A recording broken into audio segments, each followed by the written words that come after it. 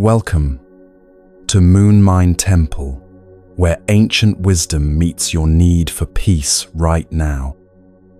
Whether you're here because stress has been weighing on your heart, sleep feels impossible to find, or you're simply curious about the gentle path of Buddhism, you've arrived at exactly the right moment. For the next 3 hours, we'll journey together through timeless stories and simple truths that have brought comfort to millions of people across thousands of years. You don't need to believe anything, study anything, or even stay awake for everything.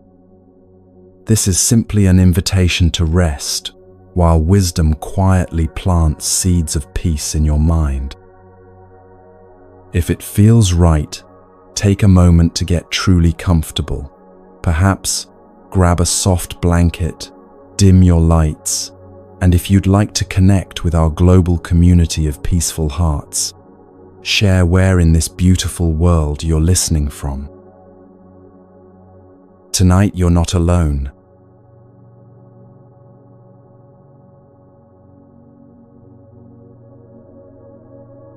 Let's begin with something that might surprise you. Buddhism isn't really a religion in the way most people think of religion. There's no God to worship, no commandments handed down from above, no heaven or hell waiting for you.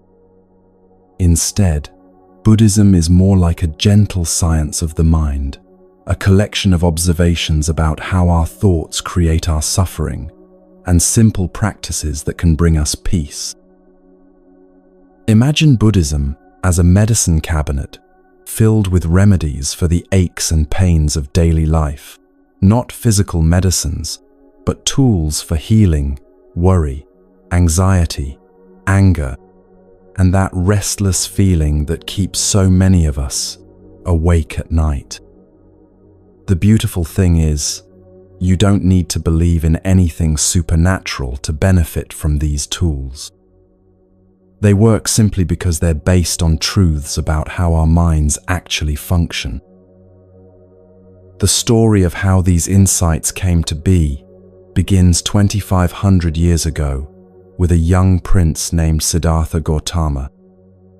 Picture the most protected, privileged life you can imagine. Siddhartha lived in not one, but 3 magnificent palaces, each designed for a different season. His father, King Suddhodana, loved his son so deeply that he tried to shield him from every possible source of pain or discomfort. The prince wore only the finest silks, ate the most delicious foods, and was surrounded by musicians, dancers, and poets whose only job was to keep him entertained and happy. A white parasol was held over his head wherever he walked, protecting his skin from harsh sunlight or rain. Servants anticipated his every need before he even knew he had it. At 16, he married the beautiful Princess Yasodhara, and they had a son together. By every measure our world uses to define success, Siddhartha had it all. Yet something stirred within him, a quiet restlessness that all the luxury in the world couldn't touch.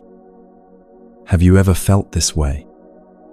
Perhaps you've had moments when you achieved something you thought would make you happy, got the job, bought the house, found the relationship, only to discover that the satisfaction faded quickly, leaving you wondering if there might be something more to life. In our modern world, we create our own versions of Siddhartha's palace. We surround ourselves with entertainment, social media, shopping, busy schedules, anything to avoid sitting quietly with the uncomfortable questions that life naturally brings. We tell ourselves that if we just work harder, earn more, find the perfect partner, get the right house in the right neighborhood, then we'll finally feel content. But like Siddhartha, many of us discover that external achievements, no matter how impressive, can't touch that deeper restlessness in our hearts. This is exactly what Siddhartha experienced, but magnified. He had everything, yet felt an inexplicable urge to understand the deeper truths of existence. Against his father's wishes, he decided to venture beyond the palace walls to see the real world. What happened next would change not only his life, but eventually touch millions of lives across centuries. On his first journey outside the palace, Siddhartha encountered an elderly man, bent with age, struggling to walk. This was the prince's first glimpse of old age. His chariot driver gently explained that this was the natural fate of all human beings, that everyone who lives long enough will experience the weakening of their body, the fading of their strength. On his second journey, he saw a person suffering from illness, writhing in pain. Again, his driver explained that sickness comes to all people, regardless of their wealth or status. On his third journey, he witnessed something that shook him to his core, a funeral procession. He learned that death was not something that happened to other people, in other places, but the inevitable end that awaits every living being, including himself, his beloved wife, his precious son. These sights didn't make Siddhartha depressed, though they certainly disturbed his peace. Instead, they awakened in him a profound compassion and an urgent question that burns in many hearts today. If everyone must face aging, sickness, and death, if everyone experiences disappointment, loss, and heartbreak, how can anyone find genuine peace and lasting happiness? Think about your own life for a moment. How much energy do you spend trying to avoid or deny these basic realities? How often do you lie awake at night worrying about your health, your loved ones, your future? How much of your stress comes from fighting against things you ultimately cannot control? On his fourth and final journey outside the palace, Siddhartha encountered something that offered hope. A wandering monk, someone who had given up material possessions in search of spiritual understanding. This monk's face radiated a peace that the prince had never seen, even among the wealthiest and most pampered people in his palace. The monk had very little in terms of worldly goods, yet seemed to possess something far more valuable, an inner contentment that didn't depend on external circumstances. That night, Siddhartha made a decision that would echo through history. He looked at his sleeping wife and child, knowing they would lack for nothing in his absence. He looked around at all the luxury that surrounded him, understanding that none of it could answer the questions burning in his heart. Then, in the quiet hours before dawn, he left everything behind. This wasn't a decision made from anger, disappointment, or failure. Siddhartha left his comfortable life precisely because it was so comfortable, so easy, so removed from the realities that most people face. He realized that any wisdom he might gain while protected from life's challenges would be incomplete. If he wanted to find answers that could help all people find peace, he needed to understand suffering from the inside. For 6 years, Siddhartha wandered throughout India, learning from the greatest spiritual teachers of his time. He mastered meditation techniques that could calm the mind for hours. He practiced such severe self-discipline that his body became skeletal, his eyes sunken, his skin pale as death. He pushed his body and mind to their limits, thinking that enlightenment might come through extreme effort and self-denial. But after 6 years of this intense seeking, Siddhartha realized he was no closer to the peace he sought. In fact, the extreme practices had weakened his body so severely that his mind couldn't function clearly. He understood something crucial, that just as a life of luxury hadn't brought him lasting happiness, a life of extreme hardship wouldn't either. The path to peace lay somewhere in the middle, in what he would later call the middle way. This middle way isn't about being lukewarm or uncommitted. It's about finding balance, understanding that extremes in any direction, whether toward indulgence or deprivation, tend to create more suffering rather than less. In our modern lives, this wisdom applies beautifully. We don't need to become monks or give up all our possessions to find peace, but we also can't find it by endlessly accumulating things or experiences. Siddhartha made another important decision. He would stop following other people's methods and trust his own inner wisdom. He remembered a moment from his childhood when he had sat quietly under a rose apple tree during a festival, simply watching and breathing, and had experienced a natural, effortless peace. Perhaps the answers he sought weren't to be found in extreme practices or complex teachings, but in the simple act of sitting quietly and observing his own mind. He found a place beside a river, under a large fig tree that would later be called the Bodhi tree, the tree of awakening. A kind woman offered him a bowl of rice milk, and for the first time in years, he accepted nourishment without guilt. His strength began to return. Then he sat down under the tree and made a vow that would transform human understanding. He would not rise from that spot until he found the answers he sought. What happened during the night under that tree has been described in many ways, some mystical, some psychological. The essence of it was this: by sitting very still and observing his own mind with complete honesty, Siddhartha began to see how his thoughts created his experiences. He watched as desires arose in his mind, wanting things to be different, fearing future pain, regretting past decisions. He observed how these mental movements created suffering, and how letting them pass without resistance brought peace. Through the night, he gained insight after insight into the nature of human suffering and the path to freedom from it.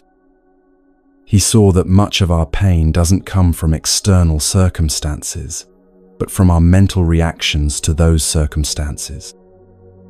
He understood that peace wasn't something to be achieved through getting what we want, but through changing our relationship with wanting itself.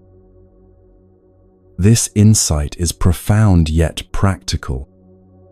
Consider your own experience.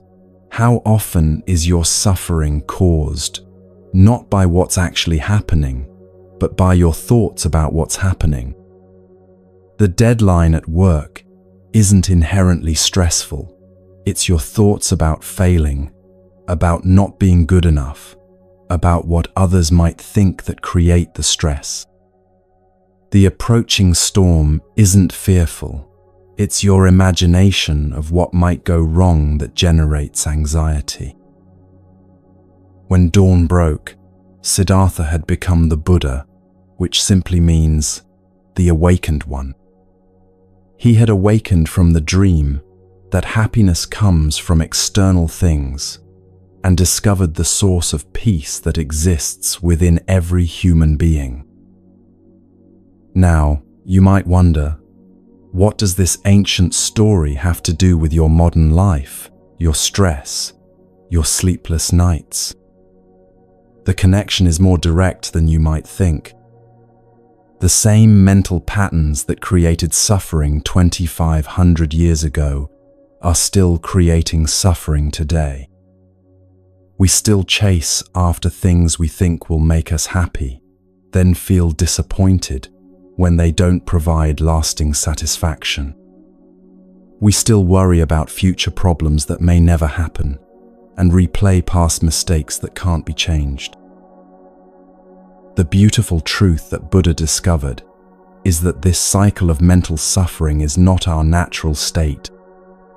Just as a muddy glass of water will become clear when you stop stirring it, your mind can find its natural peace when you learn to stop stirring it with constant worry, wanting, and resistance to what is. Tonight, as you listen to these words, you're already practicing what Buddha discovered under that tree. You're sitting quietly, allowing your mind to rest from its usual busyness, giving yourself permission to simply be present without needing to accomplish anything or fix anything. This is the beginning of the path that Buddha walked, not a path away from life, but deeper into the peace that life naturally contains when we stop fighting it. The insights that came to Buddha under the Bodhi tree weren't complex philosophical theories. They were simple, practical observations about how the mind works and how peace can be found. These observations became the foundation of everything we'll explore together tonight. And the most beautiful part is that you don't need to sit under a tree for 6 years to benefit from them. Buddha did the hard work of discovery so that those who came after could find peace more gently, more gradually, in the midst of their ordinary lives.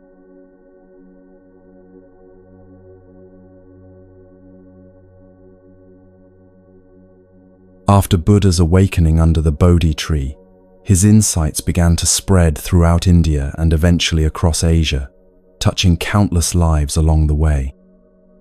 As these teachings traveled from teacher to student, from one culture to another, they naturally evolved and adapted while maintaining their essential wisdom. In China, Buddhism met with the practical philosophy of Taoism and gave birth to what we now call Zen Buddhism, a beautifully simple approach that cuts straight to the heart of awakening through direct experience rather than complex study. Zen masters understood something profound. The deepest truths often reveal themselves not through lengthy explanations, but through simple stories that speak directly to our hearts. These stories, called koans, were carefully crafted to bypass our analytical minds and awaken a deeper understanding.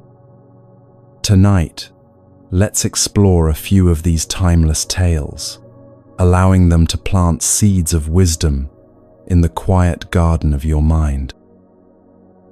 There once lived a Zen master named Joshu, who was famous for his unusual way of teaching. One day, a sincere student approached him and asked, "Master, does a dog have Buddha nature? Does even a simple animal possess the potential for awakening?" Joshu looked at the student with kind eyes and simply said, "Mu," which means no or nothing.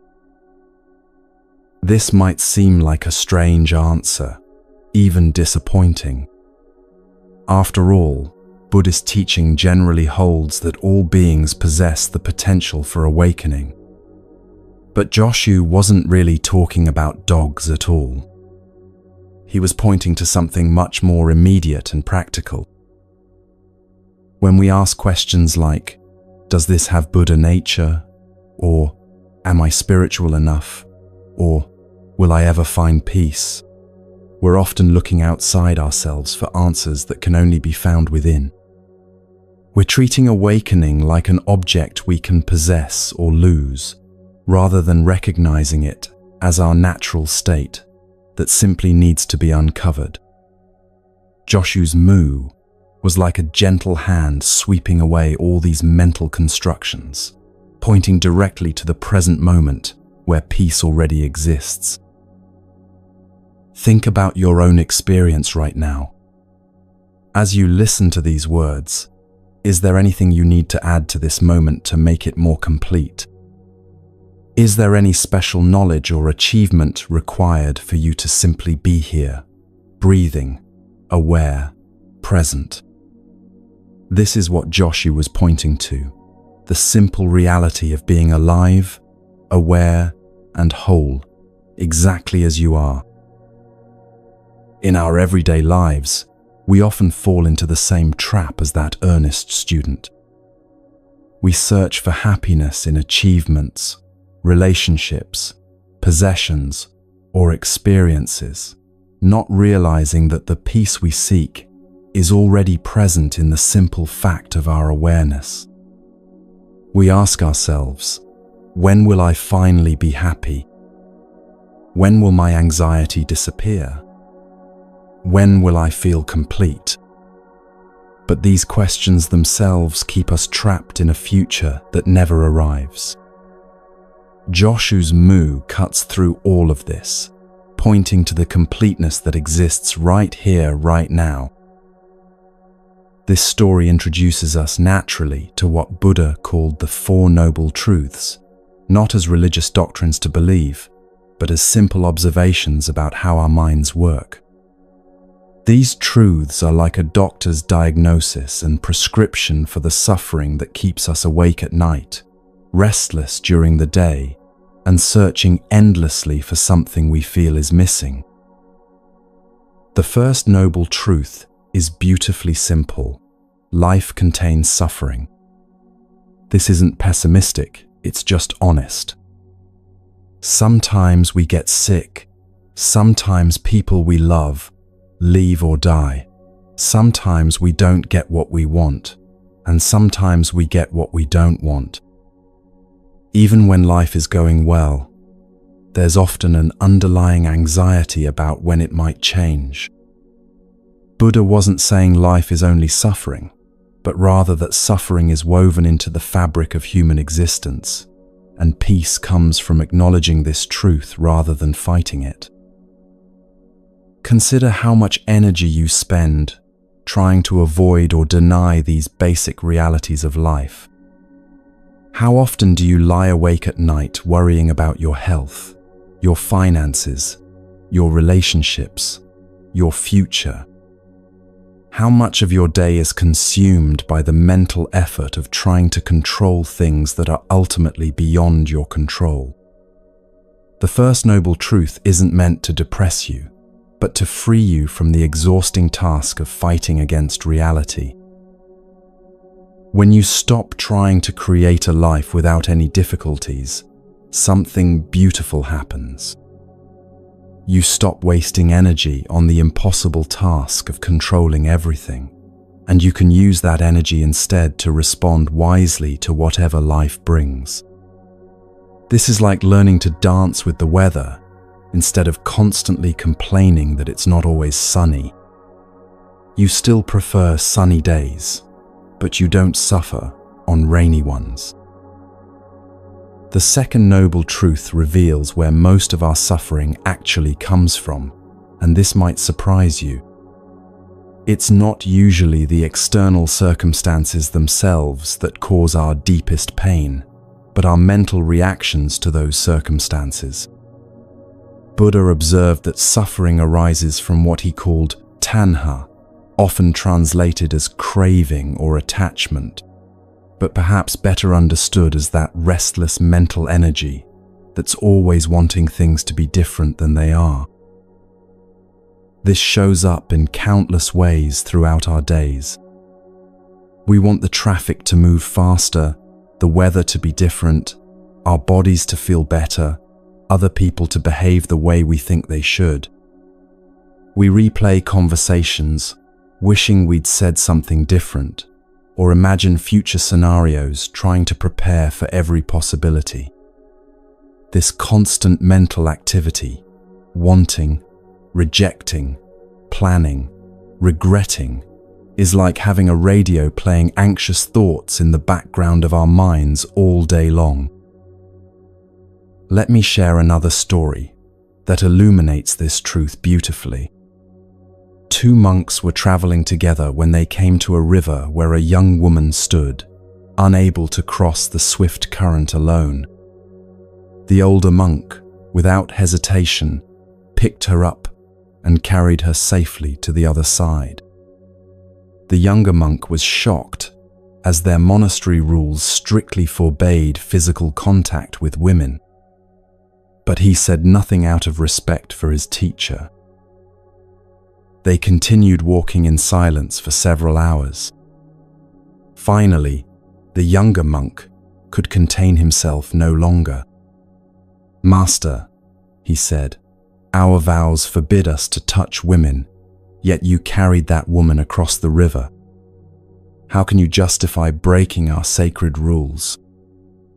The older monk smiled gently and replied, "My friend, I set that woman down at the riverbank hours ago.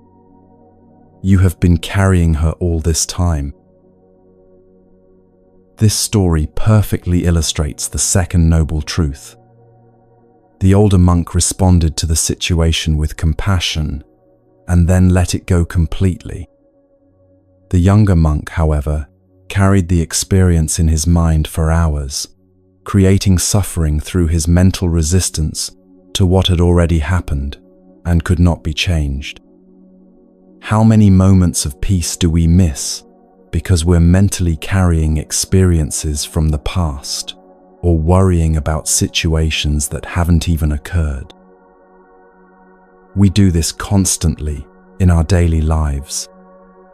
Someone says something that bothers us in the morning, and we replay it in our minds throughout the day, each repetition adding more emotional charge to the memory.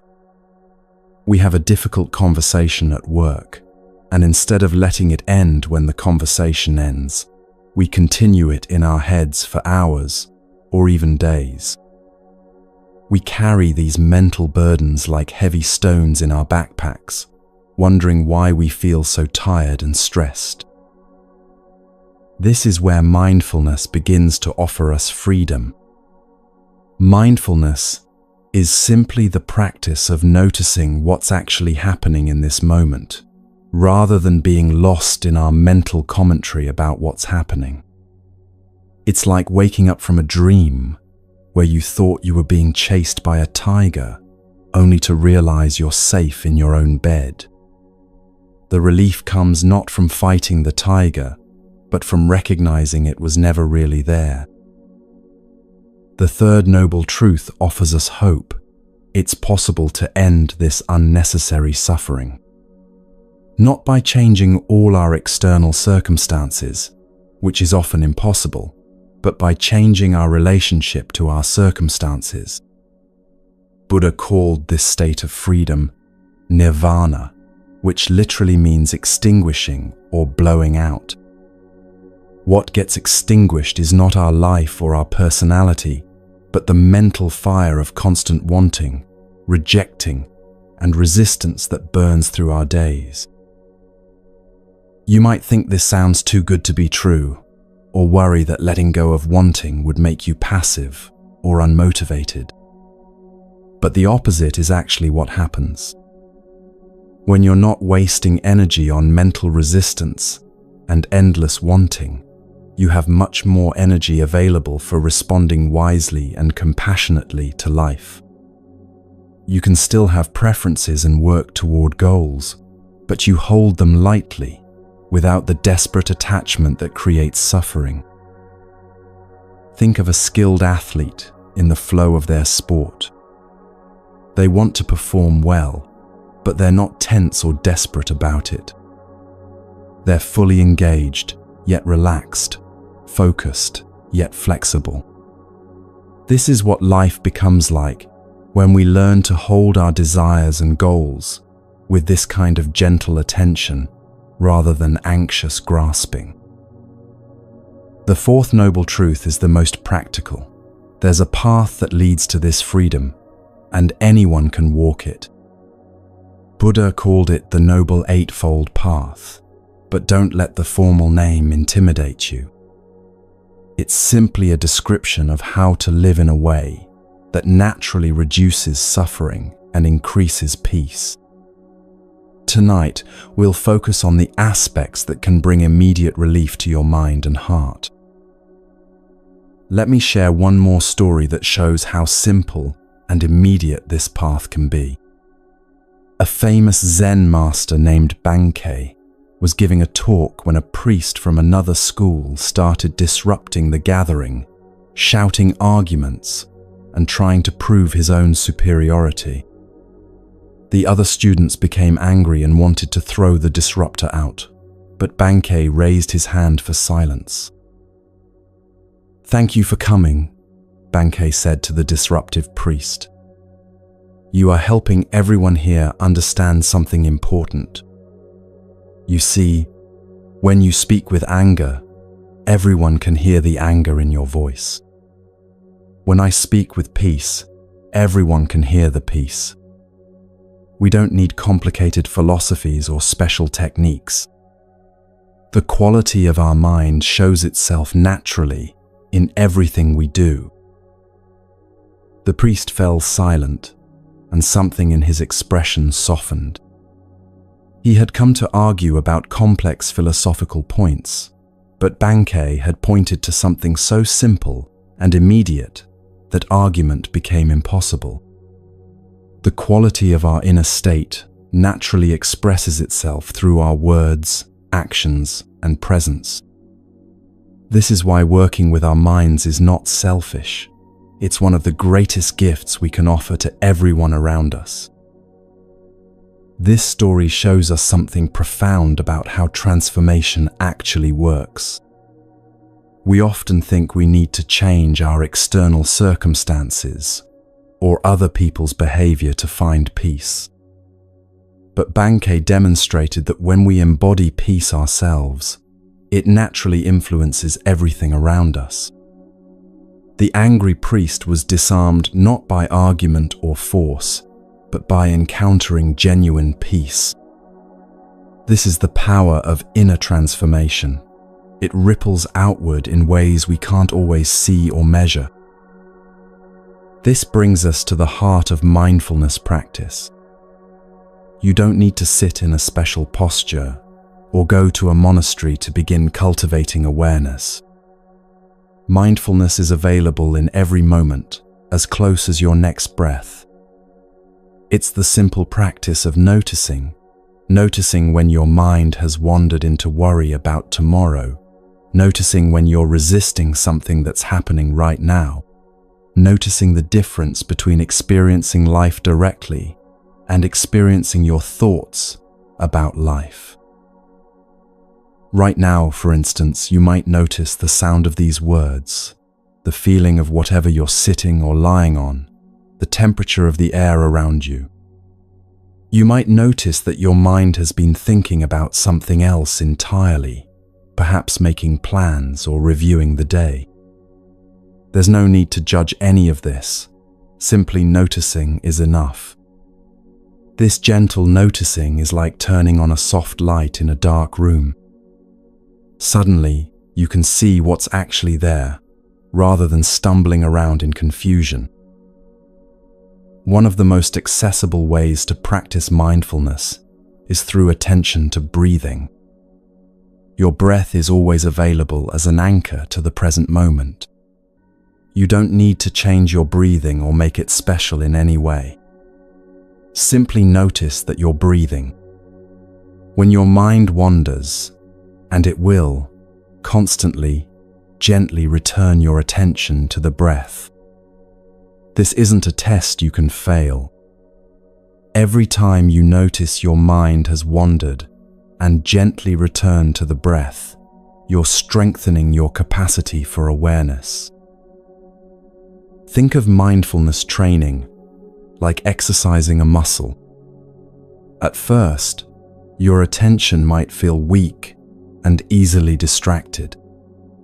But just as your body grows stronger with gentle, consistent exercise, your mind grows calmer and more stable with gentle, consistent practice. The beauty is that you can practice anywhere, while washing dishes, walking to your car, waiting in line at the store. Every moment offers an opportunity to come home to the present. Let me share a final story that illustrates the immediate accessibility of this practice. A busy businessman once visited a Zen temple, complaining to the master that he had no time for meditation. "I work 12 hours a day," he said. "I have meetings, deadlines, responsibilities. How can someone like me possibly find enlightenment?" The master smiled and asked, "Do you breathe during your meetings?" "Of course," the man replied, confused. "Then you already know how to meditate," the master said. "Simply remember that you're breathing." This simple instruction contains the entire path. Meditation isn't about sitting in perfect silence for hours, though that can be wonderful too. It's about remembering to be present with whatever you're doing. When you're in a meeting, you can occasionally notice your breath. When you're stuck in traffic, you can feel your hands on the steering wheel. When you're washing dishes, you can feel the warm water and smooth plates. This is mindfulness in action. As you develop this capacity for mindful awareness, you begin to see more clearly how your thoughts and emotions arise and pass away. You notice that even strong emotions, when observed with gentle attention rather than resistance, tend to move through you, like weather moving through the sky. They come, they peak, and they naturally dissolve when you don't feed them with additional mental stories. This doesn't mean you become emotionally numb or disconnected. Rather, you develop what Zen calls non-attachment. You can feel your emotions fully without being overwhelmed by them. You can experience sadness without being consumed by it, anger without being controlled by it, fear without being paralyzed by it. This is true emotional intelligence, not the absence of feeling, but the wisdom to feel without losing your balance. The stories we've explored tonight all point to the same essential truth. Peace is not something you need to create or achieve. It's not hidden in some distant future when your life finally becomes perfect. Peace is your natural state, temporarily obscured by the habitual patterns of mental resistance and endless wanting.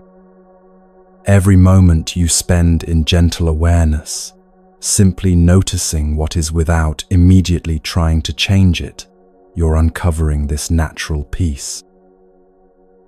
Buddha once said, "Peace comes from within. Do not seek it without." This isn't metaphysical philosophy, it's practical psychology.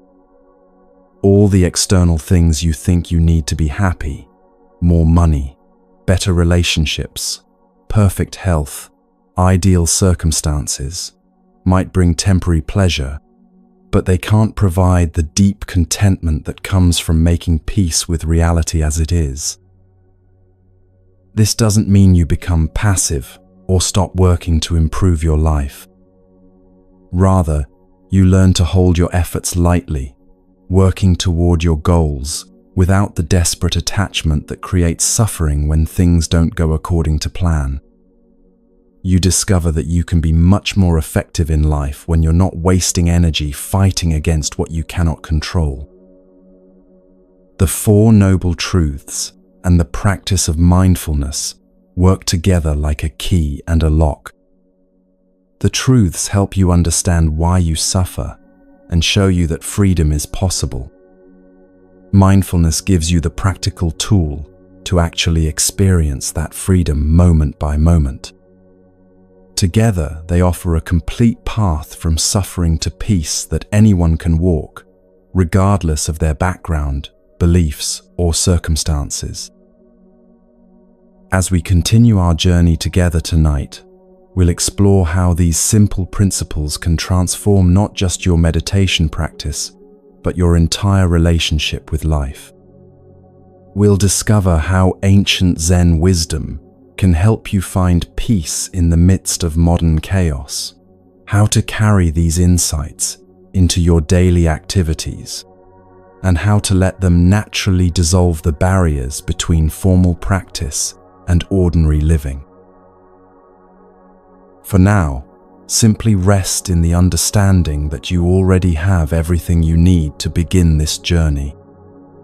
Your breath, your awareness, your willingness to be present, these are the only tools required. The path is not about becoming someone different, but about discovering who you really are beneath all the mental noise and resistance. And that discovery can begin right here, right now, with nothing more than a gentle attention to this moment.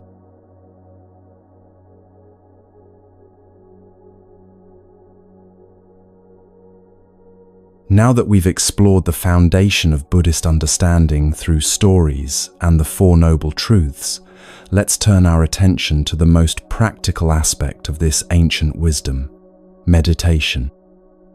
If the word meditation brings up images of people sitting in impossible positions for hours, or concerns about whether you're doing it right, let me put your mind at ease.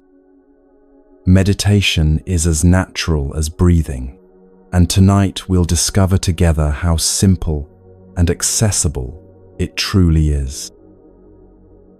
Before we dive into practice, let's clear up some common misunderstandings that keep many people from experiencing the profound benefits of meditation.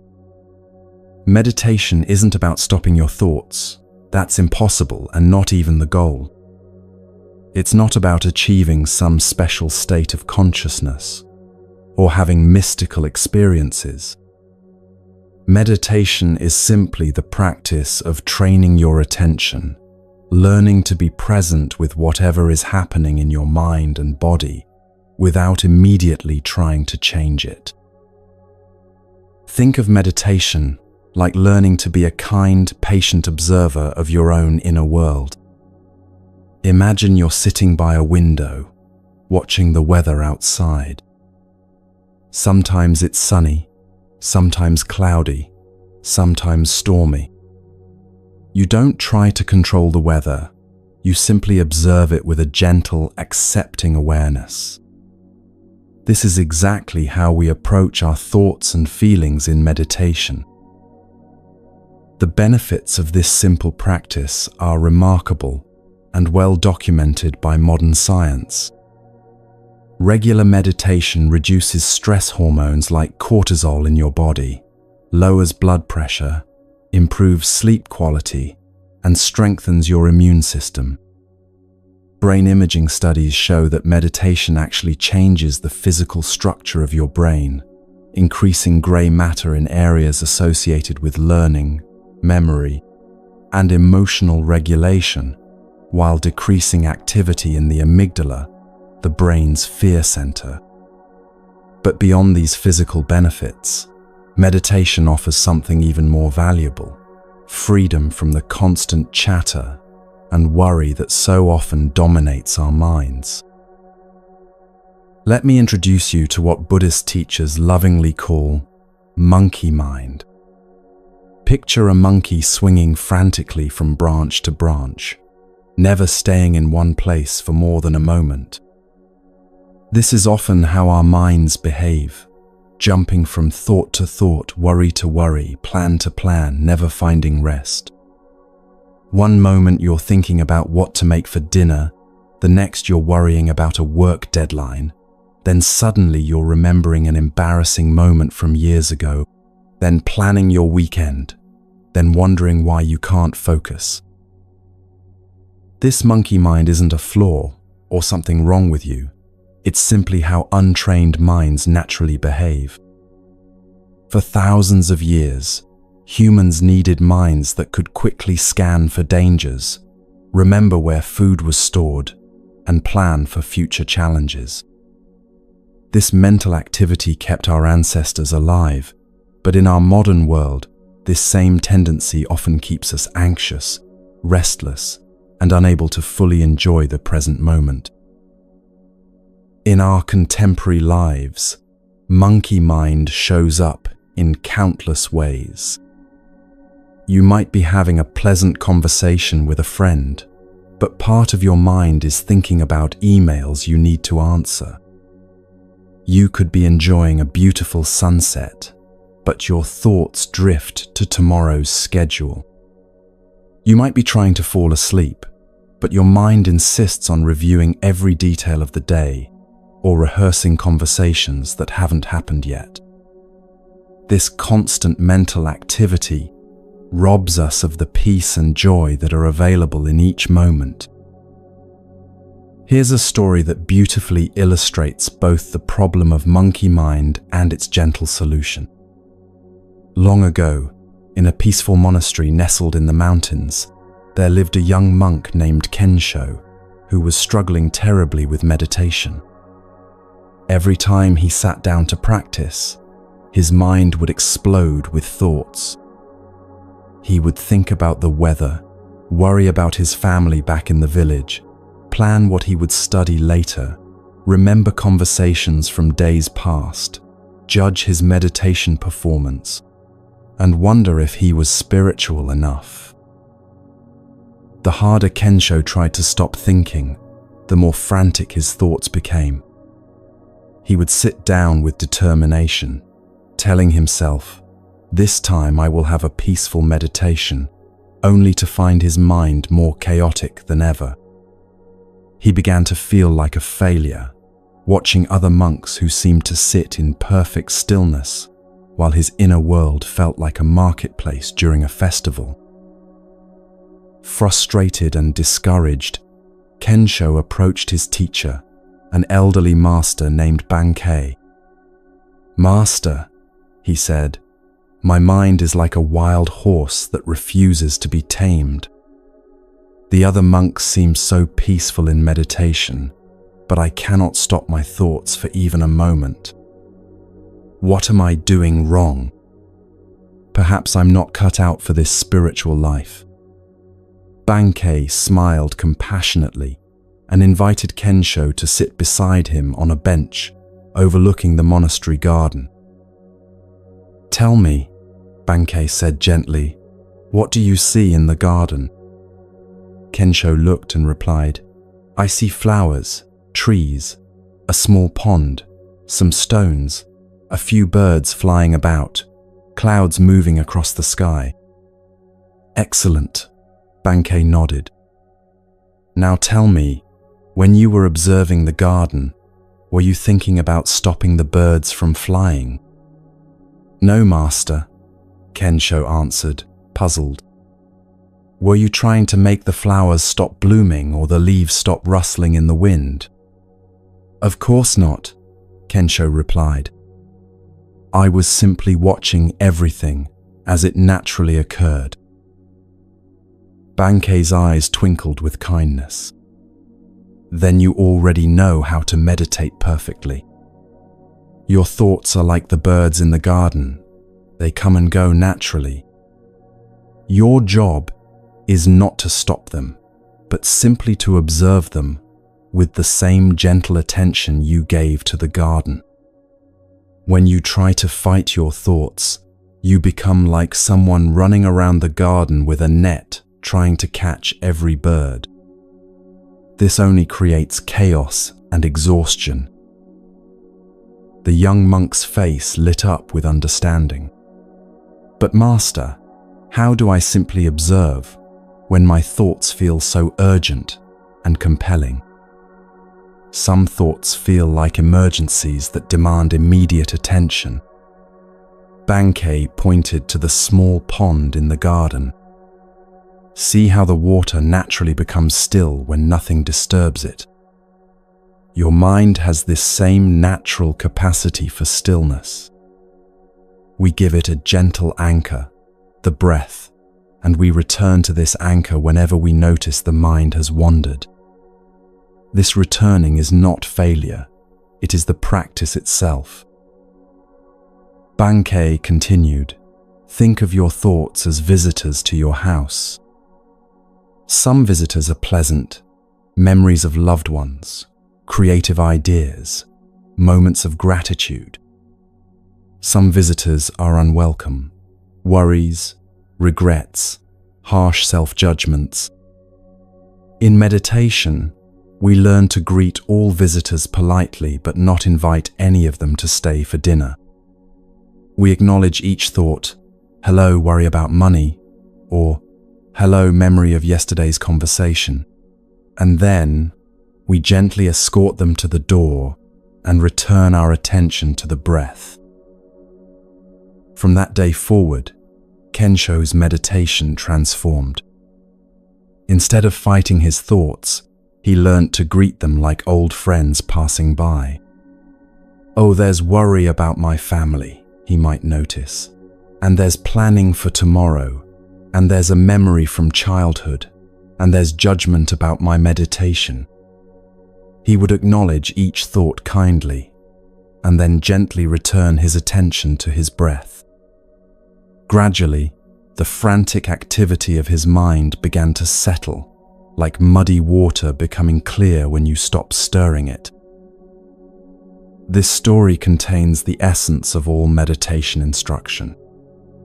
The goal is not to eliminate thoughts, but to change your relationship with them.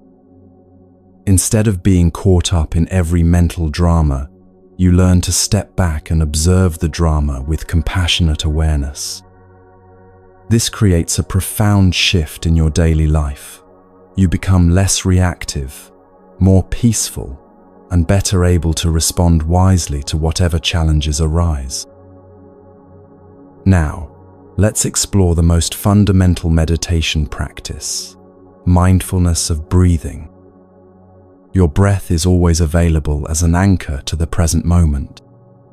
Unlike other meditation objects that require special conditions, your breath is with you every moment of every day.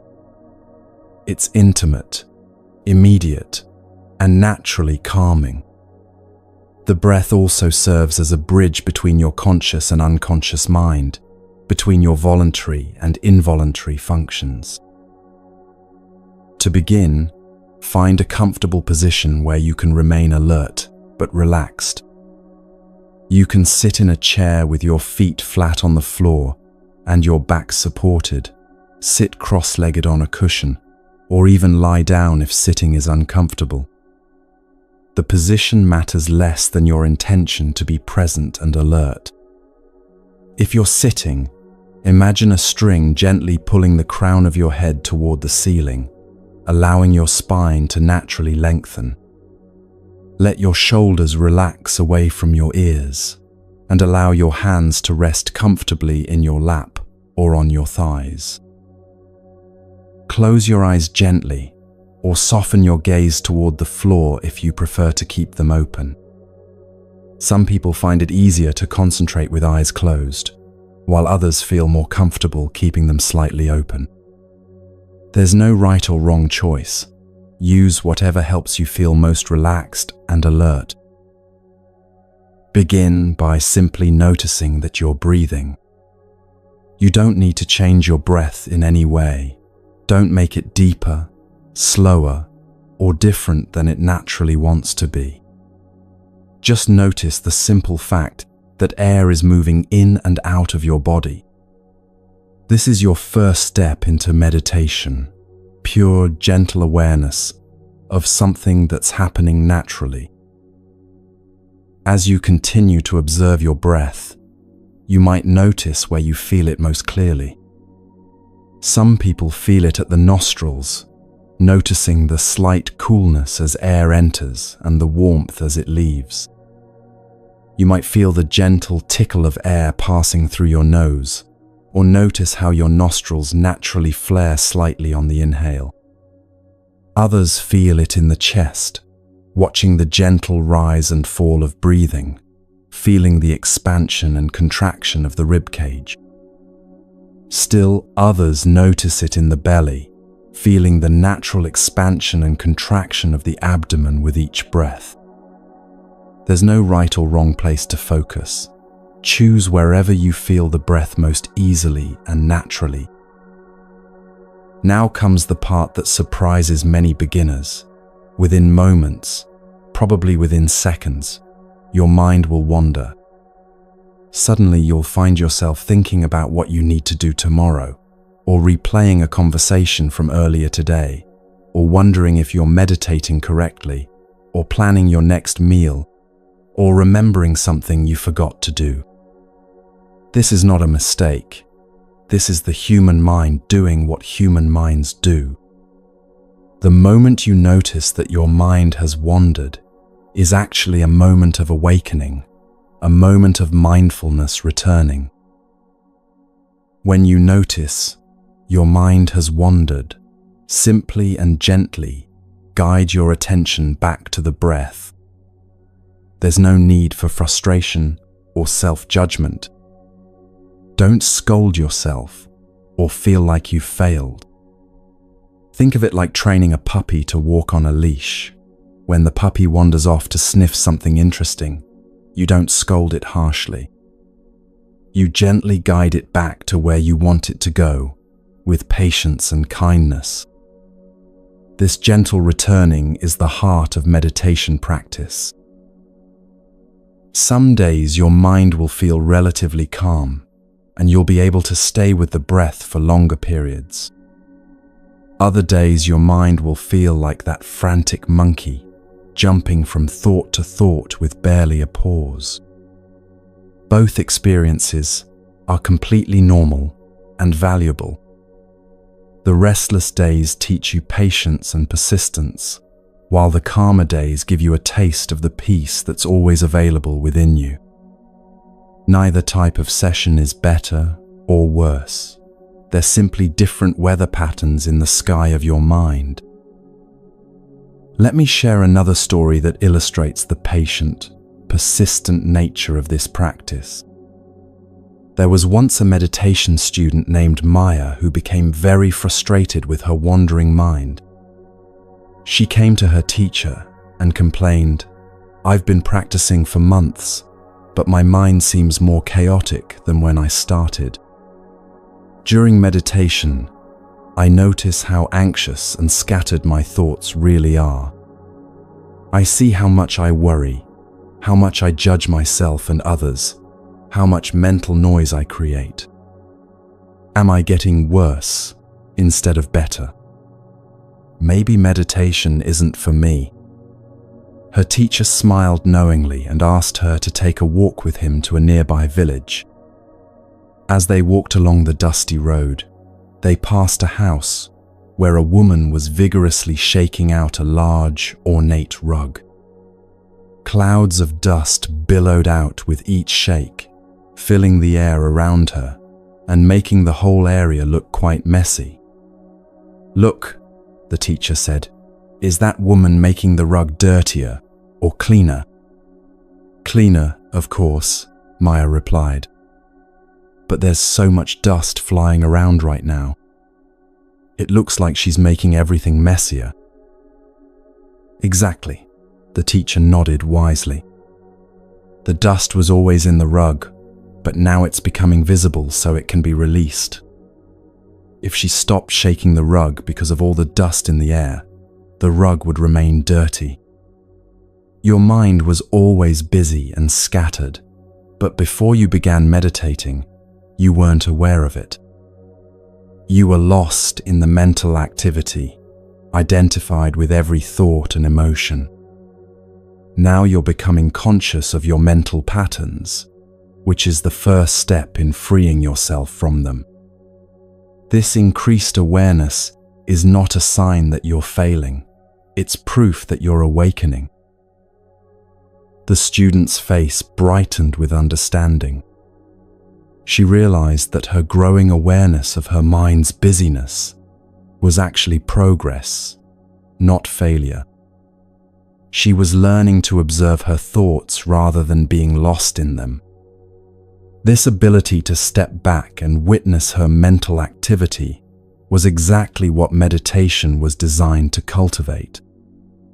It was like waking up from a dream and realizing she had been dreaming. This brings us to a crucial understanding about meditation practice. Progress in meditation is not measured by how quiet your mind becomes, but by how aware you become of your mind's activity. A successful meditation session is not one where you have no thoughts, but one where you notice when you've been caught up in thoughts and gently return to your breath. Every return to the breath is a small victory, a moment of choosing presence over mental wandering. As you develop this practice, you'll begin to notice something beautiful happening. The capacity for gentle, non-judgmental awareness that you cultivate on the meditation cushion begins to show up in your daily life. You might catch yourself in the middle of a worry spiral and remember to take a conscious breath. You might notice when you're reacting emotionally to a situation and find a moment of space to respond more wisely. You might observe yourself getting frustrated in traffic and choose to use the red light as a reminder to breathe mindfully. This is meditation bearing fruit in the garden of everyday life. Let's explore some practical variations that can deepen your practice and accommodate different temperaments and preferences. One helpful technique is counting breaths. As you breathe naturally, silently count each exhale, 1 on the first exhale, 2 on the second, and so on up to 10. When you reach 10, start over at 1. If you lose count or find yourself at 15 or 20, simply smile gently at your wandering mind and start again at 1. This counting gives your mind a gentle task that helps maintain focus without being rigid or demanding. Another beautiful variation is what's called just sitting, or in Zen, shikantaza. In this practice, you sit with open awareness, not focusing on any particular object like the breath. Instead, you simply rest in pure awareness itself, noticing whatever arises, sounds, bodily sensations, thoughts, emotions, without getting caught up in any of it. It's like sitting in the center of your experience and watching life unfold around you, like being the sky that contains all weather without being disturbed by any of it. This open awareness practice can be particularly helpful for people who find focusing on the breath too narrow or restrictive. Some minds naturally prefer this broader, more spacious approach. You might spend some time with breath awareness and then transition into just sitting, or you might find that just sitting feels more natural from the beginning. There's no right or wrong way, only what serves your particular mind and temperament. For those who find it difficult to sit still, walking meditation offers a wonderful alternative. You can practice this indoors in a hallway or small room, or outdoors in a garden or quiet path. Walk very slowly, paying attention to each step, feeling your feet contact the ground, noticing the shift of weight from one foot to the other.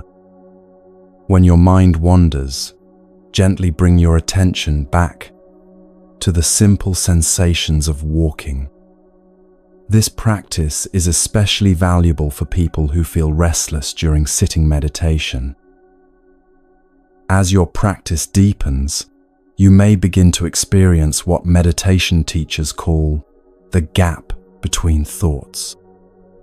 These are moments of pure awareness, where the mind naturally settles into stillness. In these gaps, there's no mental commentary, no inner dialogue, just pure, spacious awareness. These gaps might last only a second or two at first, but they offer a taste of your mind's natural peace. Don't try to create these moments or cling to them when they arise. They come and go naturally, like everything else in meditation. It's important to understand that meditation is not about achieving any particular state of mind. Some sessions you might feel deeply peaceful, others restless and agitated. Some days you might experience clarity and insight, other days confusion and dullness. All of these experiences are part of the practice. The goal is not to feel a certain way, but to develop the capacity to be present with whatever you're feeling. This acceptance of whatever arises is itself a profound teaching. In our daily lives, we spend enormous energy trying to feel good and avoid feeling bad. We chase pleasurable experiences and run from uncomfortable ones. Meditation teaches us a different way, the way of acceptance and presence. When we can be fully present with discomfort in meditation, we develop the capacity to be present with discomfort in life. This doesn't mean becoming passive, but rather responding to challenges from a place of centered awareness, rather than reactive panic. Some practitioners find it helpful to use phrases or words synchronized with their breathing. You might think, breathing in on the inhale and breathing out on the exhale. Or you might use words that cultivate positive qualities, calm on the inhale, peaceful on the exhale. Other helpful combinations include let on the inhale and go on the exhale, or here on the inhale and now on the exhale.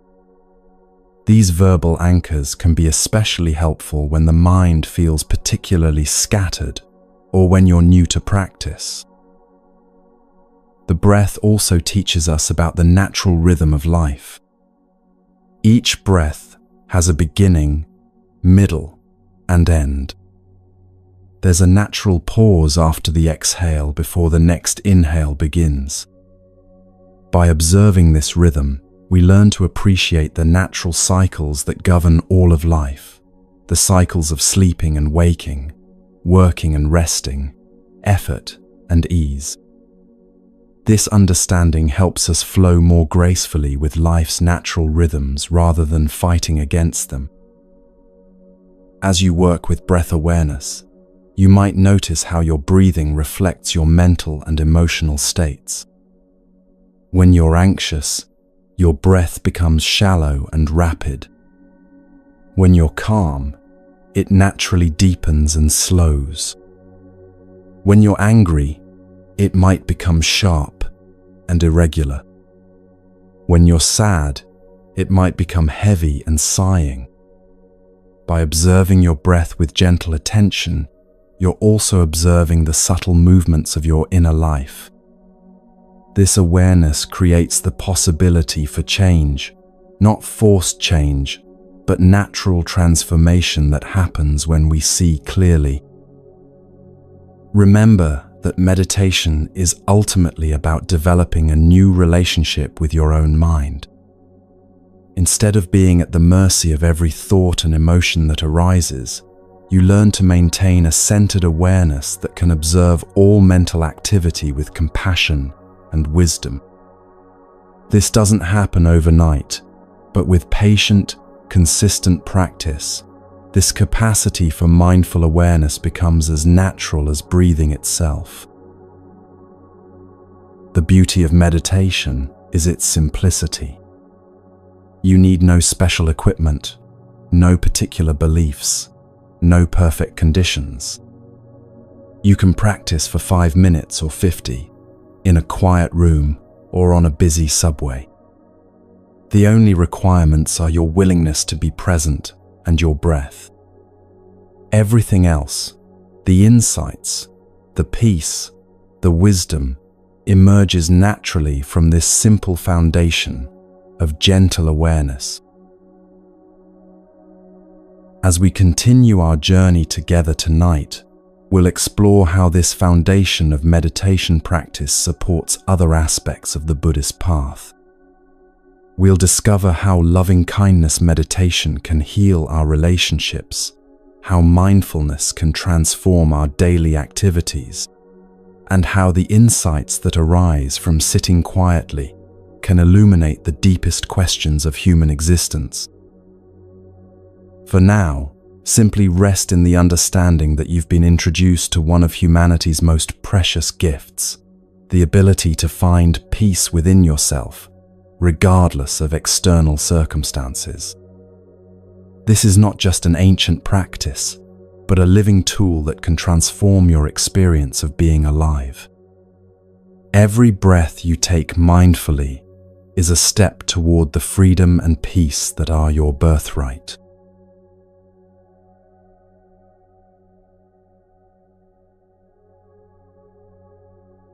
As we settle deeper into our evening together, I want to pause and acknowledge something beautiful happening right now across the world.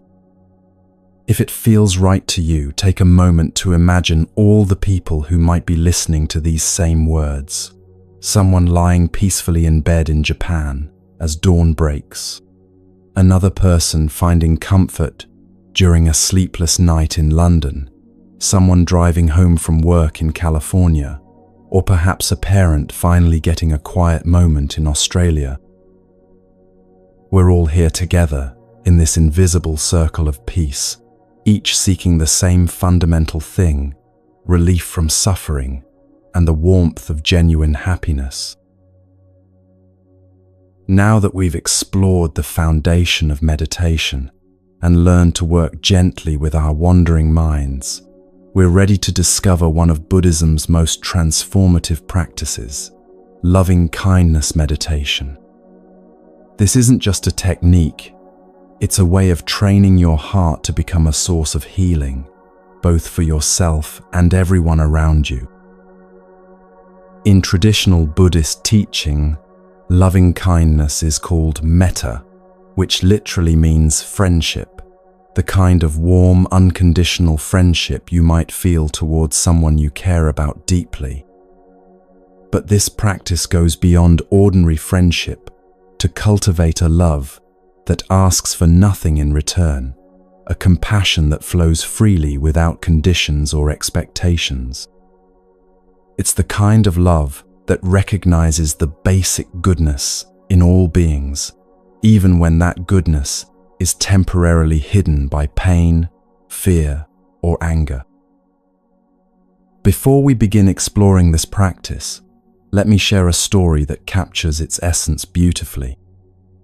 Long ago, in ancient India, there lived a merchant named Ananda who traveled frequently between villages, buying and selling goods to support his large family.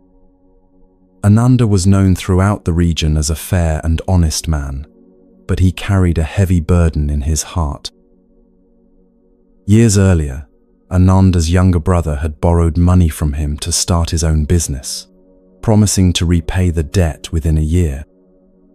When the year passed with no payment, Ananda's brother avoided him, eventually moving to a distant village. The money represented Ananda's life savings, and its loss had forced his family into hardship. Worse than the financial strain was the pain of betrayal by someone he had loved and trusted completely. For 3 years, Ananda carried this wound like a stone in his chest. He would lie awake at night, replaying the betrayal, imagining confrontations with his brother, and planning what he would say if they ever met again. The anger and hurt colored every aspect of his life. He became suspicious of other people's motives, harsh with his own children when they made mistakes, and bitter about the unfairness of life. One day, while traveling through a village he had never visited before, Ananda encountered an old monk sitting peacefully under a banyan tree. Something about the monk's serene presence drew Ananda to sit beside him. Soon, he found himself pouring out his story of betrayal and the anger that had consumed him for years. The monk listened with infinite patience, nodding with understanding at each painful detail. When Ananda finished speaking, the monk was quiet for a long moment before saying gently, "My friend, you speak of carrying a heavy burden, but I want you to consider something. Who is this anger really punishing?" Ananda looked confused. "What do you mean?" "My brother betrayed me. He deserves my anger." The monk smiled with infinite compassion. "Tell me, where is your brother right now?" "I don't know," Ananda replied. "Far away, probably living happily while I suffer." "So your brother is living his life, wherever he may be, while you carry the poison of anger every day. You drink this poison hoping it will hurt him, but you are the only one who suffers from it. Your anger has stolen 3 years of your life, created distance between you and your children, and turned your heart into a wasteland. Is this the punishment you intended?" The truth of these words hit Ananda like a physical blow. He realized that his anger had indeed punished only himself, while his brother remained untouched by it. "But how can I let go? How can I forgive what he did? Doesn't he need to face consequences for his actions?" he asked desperately.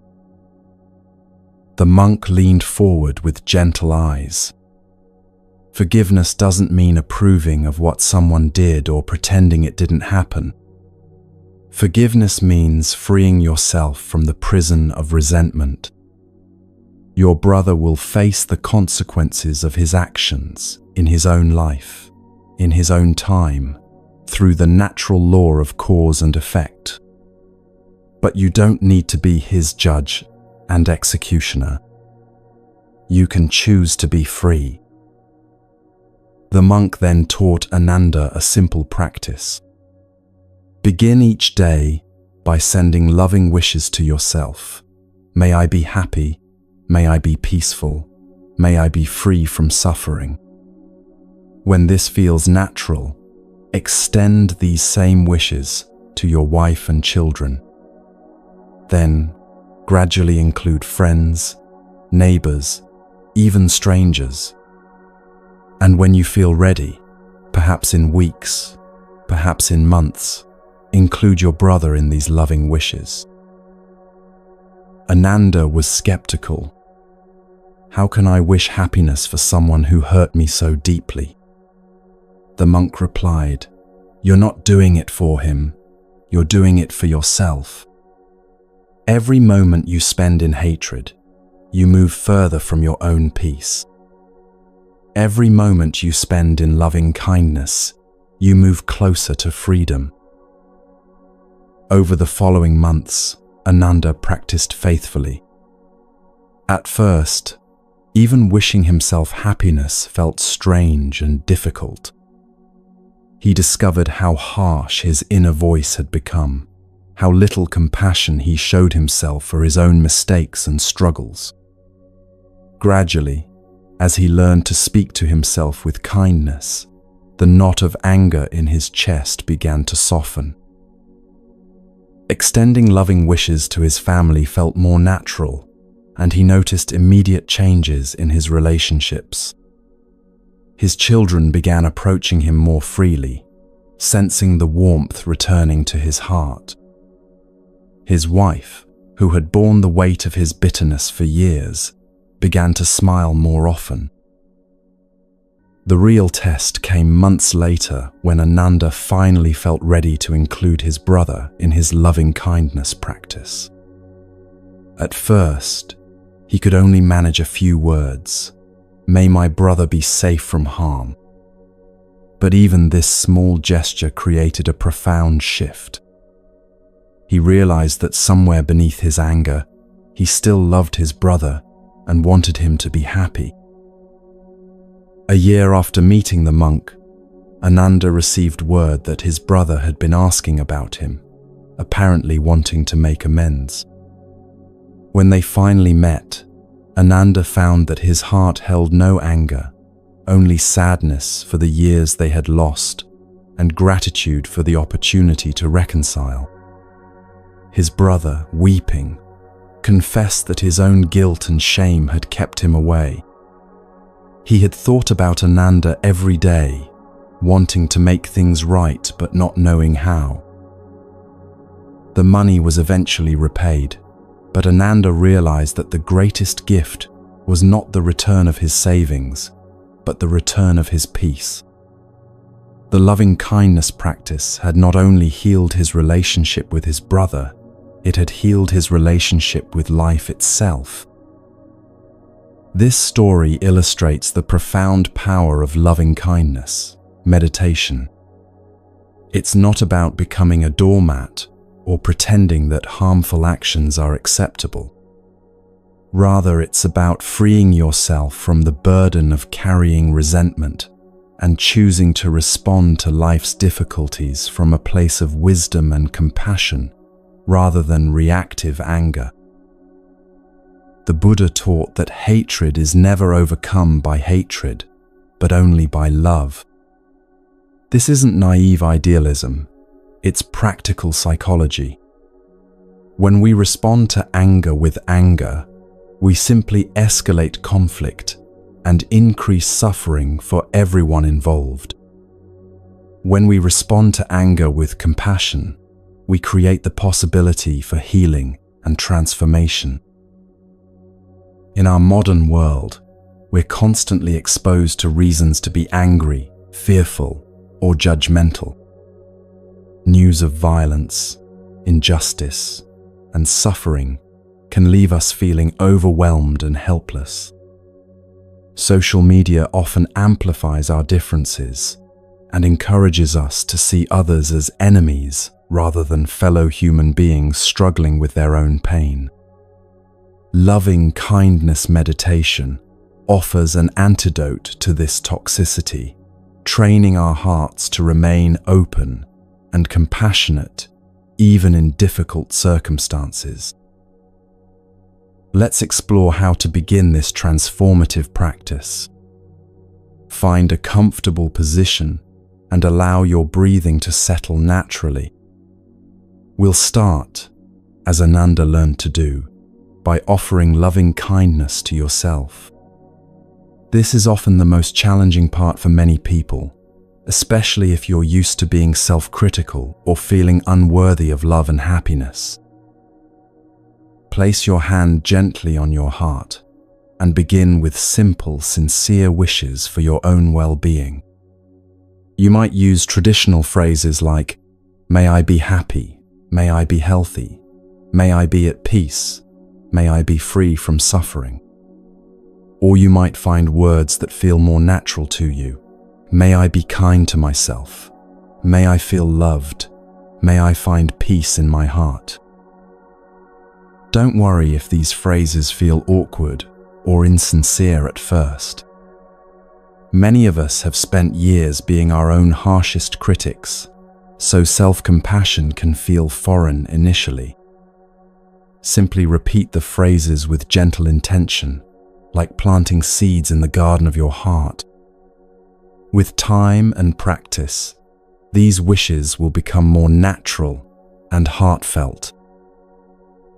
As you offer these loving wishes to yourself, you might notice resistance or skepticism arising. Your mind might say things like, "I don't deserve to be happy," or "This is silly and pointless." Simply acknowledge these thoughts with kindness and return to your practice. Remember, you're training a muscle that may have been neglected for years. Be patient with the process. Once offering loving kindness to yourself begins to feel more comfortable, you can expand your practice to include others. Start with someone you love unconditionally, perhaps a child, a dear friend, or a beloved pet. Bring this being to mind with as much detail as possible. See their face, remember their smile, feel the warmth of your connection. Then offer them the same loving wishes. May you be happy, may you be healthy, may you be at peace, May you be free from suffering. Notice how it feels to send these loving wishes to someone you care about. Most people find this part of the practice comes easily and feels quite natural. This is your heart's natural capacity for love, the same capacity that can be extended to all beings with practice. Next, you can include neutral people in your practice, perhaps a cashier you encountered today, a neighbor you don't know well, or someone you passed on the street. These are people who evoke neither strong positive nor negative feelings. Bringing them to mind and offering loving wishes helps you recognize that even strangers deserve happiness and freedom from suffering. This practice gradually dissolves the artificial barriers we create between us and them. The most challenging and transformative part of loving kindness meditation involves including difficult people in your practice. Start with someone who has caused you minor irritation rather than deep hurt. Perhaps that colleague who interrupts in meetings, or the neighbor whose dog barks too early in the morning. Recognize that these people, like you, are struggling with their own pain and confusion. Their irritating behavior often comes from their own suffering. As you offer loving wishes to difficult people, you're not condoning their harmful actions or making yourself vulnerable to further hurt. You're simply recognizing their basic humanity and freeing yourself from the poison of resentment. You might need to start with very basic wishes like, may this person be free from the pain that causes them to hurt others. Or even, may this person be safe and far away from me. Any genuine wish for their well-being, however small, plants seeds of forgiveness in your heart. Here's another story that illustrates how loving kindness can transform even our most difficult relationships. In a busy office in modern Tokyo, there worked a young woman named Yuki who dreaded coming to work each day because of her supervisor, Mr. Tanaka. Mr. Tanaka was demanding, critical, and never seemed satisfied with anyone's work. He would publicly embarrass employees for small mistakes and took credit for others' successes. Yuki found herself losing sleep, developing headaches, and feeling constantly anxious. One evening, feeling desperate for relief, Yuki stumbled across an article about loving kindness meditation. She was skeptical but willing to try anything to reduce her stress. Following the instructions, she began with loving wishes for herself, then her family, then gradually worked her way up to including Mr. Tanaka in her practice. The first time she tried to send loving wishes to her difficult supervisor, she could barely whisper, "May you be happy," without feeling angry. But she persisted, night after night, gradually feeling the knot of resentment in her chest begin to soften. After several weeks of practice, something remarkable happened. During a particularly stressful meeting where Mr. Tanaka was berating a teammate, Yuki found herself really looking at her supervisor for the first time. She noticed the tension in his shoulders, the dark circles under his eyes, the way his jaw clenched when he spoke. Suddenly, she saw not a monster, but a human being who was clearly suffering. She realized that his harsh behavior came from his own pain and insecurity. This shift in perception didn't make Mr. Tanaka's behavior acceptable, but it freed Yuki from taking it personally.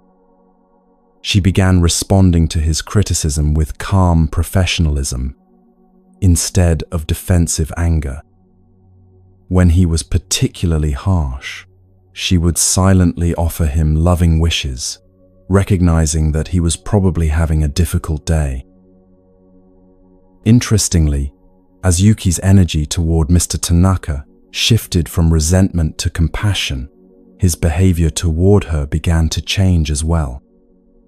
He started giving her more challenging assignments and occasionally even thanked her for her work.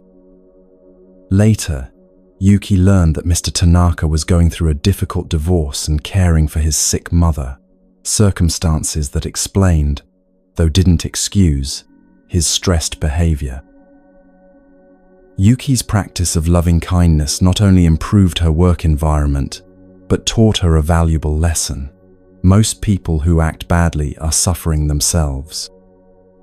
This doesn't mean we should tolerate abuse or fail to protect ourselves from harmful behavior. Rather, it means we can choose to respond from a place of wisdom and compassion rather than reactive anger. The beautiful thing about loving kindness practice is that it naturally generates what Buddhists call mudita, sympathetic joy, or the ability to feel happy when others are happy. In our competitive culture, we're often trained to feel envious when others succeed, or to see their happiness as somehow diminishing our own. Loving kindness meditation dissolves this illusion of scarcity and helps us recognize that happiness, like love, multiplies when shared. You can practice loving kindness anywhere, not just during formal meditation. While walking down the street, you can silently offer loving wishes to the people you pass. While stuck in traffic, you can send compassion to the frustrated drivers around you. While watching the news, you can offer loving kindness to both the victims and perpetrators of violence, recognizing that both groups are caught in cycles of suffering. One of the most powerful applications of loving kindness meditation is in dealing with difficult emotions. When you're feeling angry, sad, anxious, or overwhelmed, you can turn toward these emotions with the same loving kindness you would offer a distressed friend. Instead of fighting your emotions or judging yourself for having them, you can acknowledge them with compassion. Oh, there's anger arising, and that's okay. May this anger be met with understanding. May I be kind to myself in this difficult moment. This approach to emotions is revolutionary for many people. We're often taught to see difficult emotions as problems to be solved or weaknesses to be overcome. But Buddhist psychology recognizes that emotions are simply energy moving through our system. They arise, peak, and naturally dissolve when we don't resist them. By meeting our emotions with loving kindness instead of resistance, we allow them to flow through us more easily. Let me share a simple practice you can use the next time you're feeling stressed or upset. First, take a few conscious breaths to ground yourself in the present moment. Then place your hand on your heart and acknowledge what you're feeling. This is a moment of suffering, or this is really difficult right now. Don't try to fix or change anything. Just acknowledge the reality of your experience. Next, remind yourself that suffering is part of the human experience. Pain and difficulty are part of life. I'm not alone in feeling this way. Millions of people around the world are struggling with similar challenges right now. This recognition helps counteract the isolation and self-pity that often accompany difficult emotions. Finally, offer yourself the same kindness you would give to a good friend facing the same challenge. May I be kind to myself in this moment. May I give myself the compassion I need. May I find the strength to work through this difficulty. You might imagine wrapping yourself in a warm, loving embrace, or visualize a wise, compassionate figure offering you comfort and support. This practice of self-compassion is not self-indulgence or self-pity. Research shows that people who treat themselves with kindness during difficult times are more resilient, less likely to develop depression, and better able to learn from their mistakes. When you're harsh and critical with yourself, you activate your threat detection system, making it harder to think clearly and respond wisely. When you're kind and supportive with yourself, you create the emotional safety needed for healing and growth. Loving kindness meditation also offers practical benefits for physical health. Studies have shown that regular practice can lower blood pressure, reduce chronic pain, improve immune function, and slow cellular aging. The practice activates the parasympathetic nervous system, your body's relaxation response, while deactivating the stress response that contributes to so many modern health problems. But perhaps the most beautiful benefit of loving kindness practice is how it gradually transforms your experience of daily life. As your heart becomes more open and compassionate, you begin to see the basic goodness in people and situations that previously irritated or frightened you. You become a source of calm and healing in a world that desperately needs both. Your very presence begins to uplift others, creating ripples of positivity that extend far beyond what you can see or measure. The Buddha taught that loving kindness is like the sun. It shines equally on everyone without discrimination. A loving heart doesn't choose to love only beautiful people or only those who are kind in return. Just as the sun's warmth is available to all beings regardless of their worthiness, loving kindness flows freely to all life. This doesn't mean being naive about people's capacity for harm, but rather maintaining an open heart while exercising appropriate wisdom and boundaries. As you continue to explore this practice, remember that loving kindness is not a feeling you need to manufacture or force. It's more like removing the barriers that prevent your heart's natural compassion from flowing. Some days the practice will feel warm and flowing. Other days it might feel mechanical or difficult. Both experiences are valuable and normal. The intention to cultivate love and compassion is itself a form of love and compassion.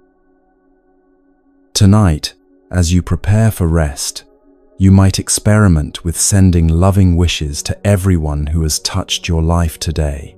The people you interacted with directly, the people who grew your food, made your clothes, built your home, and those who will care for the world while you sleep. Feel yourself connected to the vast web of humanity, all beings seeking happiness and freedom from suffering, just as you are. In this spirit of universal loving kindness, may you rest peacefully tonight. May your heart be filled with warmth and compassion. May you wake tomorrow with renewed energy to bring kindness into the world. And may all beings everywhere be happy, healthy, peaceful, and free.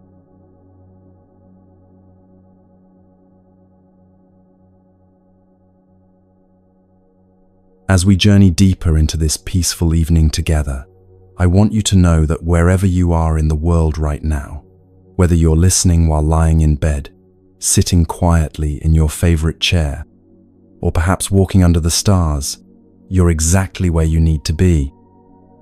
If it feels right, take a moment to adjust your position, perhaps pulling a soft blanket closer, or simply letting your shoulders drop with your next exhale. Tonight we're going to explore one of life's most challenging yet liberating lessons: the art of letting go. In the gentle wisdom of Buddhism, there's a beautiful understanding that most of our suffering comes not from what happens to us, but from our resistance to what happens to us.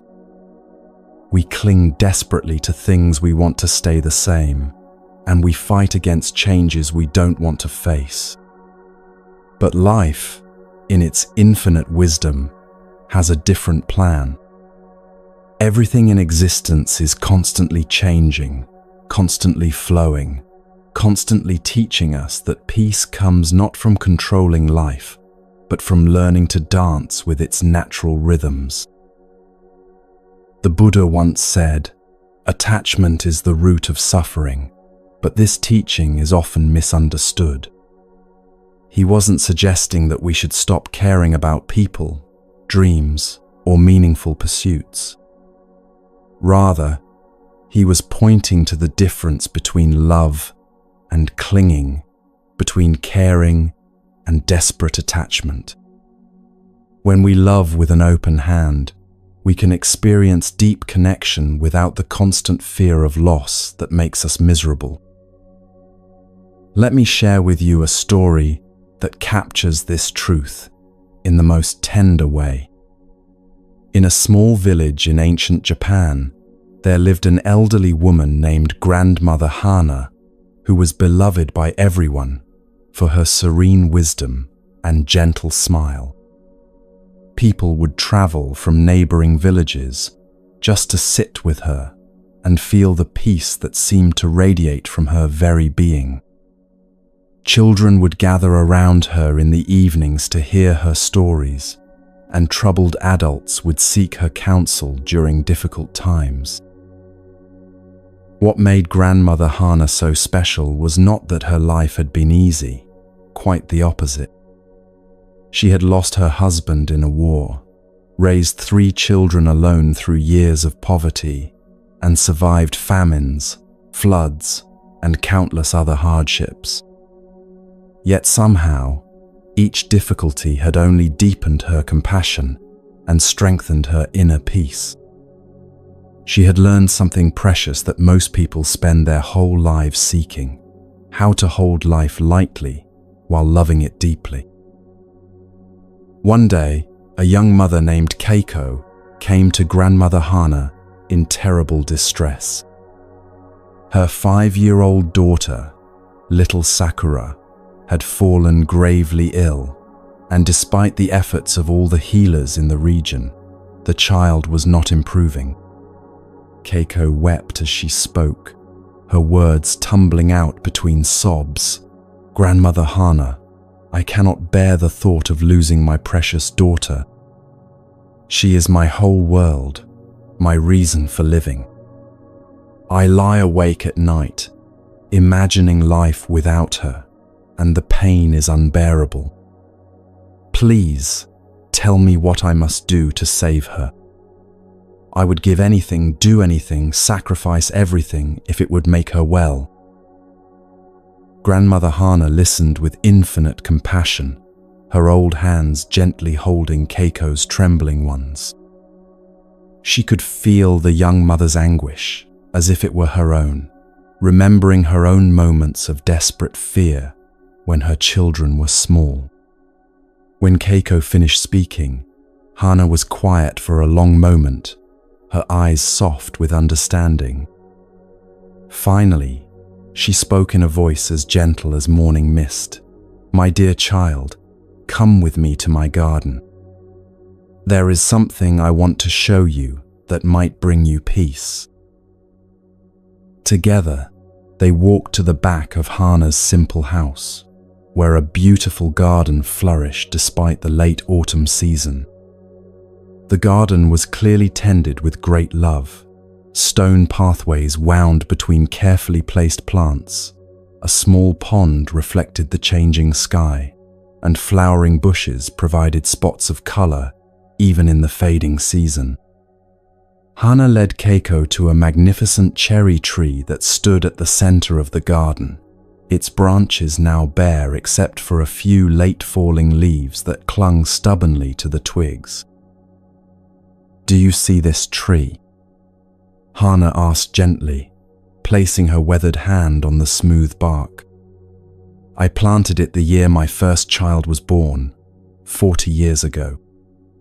In spring, it bursts with the most beautiful blossoms, clouds of pink and white that take your breath away and fill the air with the sweetest fragrance. In summer, its green leaves provide cooling shade where children play and lovers whisper. In autumn, its leaves turn brilliant gold and red before falling to nourish the earth. And in winter, it stands gracefully bare, resting and gathering strength for spring's return." Keiko looked at the tree, not understanding what this had to do with her daughter's illness. Her mind was consumed with worry, and she felt impatient with what seemed like a distraction from her urgent need. Hana continued, sensing the young mother's restlessness, but knowing the importance of this teaching. Each season, this tree is perfect, exactly as it is. When the blossoms fall, the tree doesn't cling to them or weep for their loss.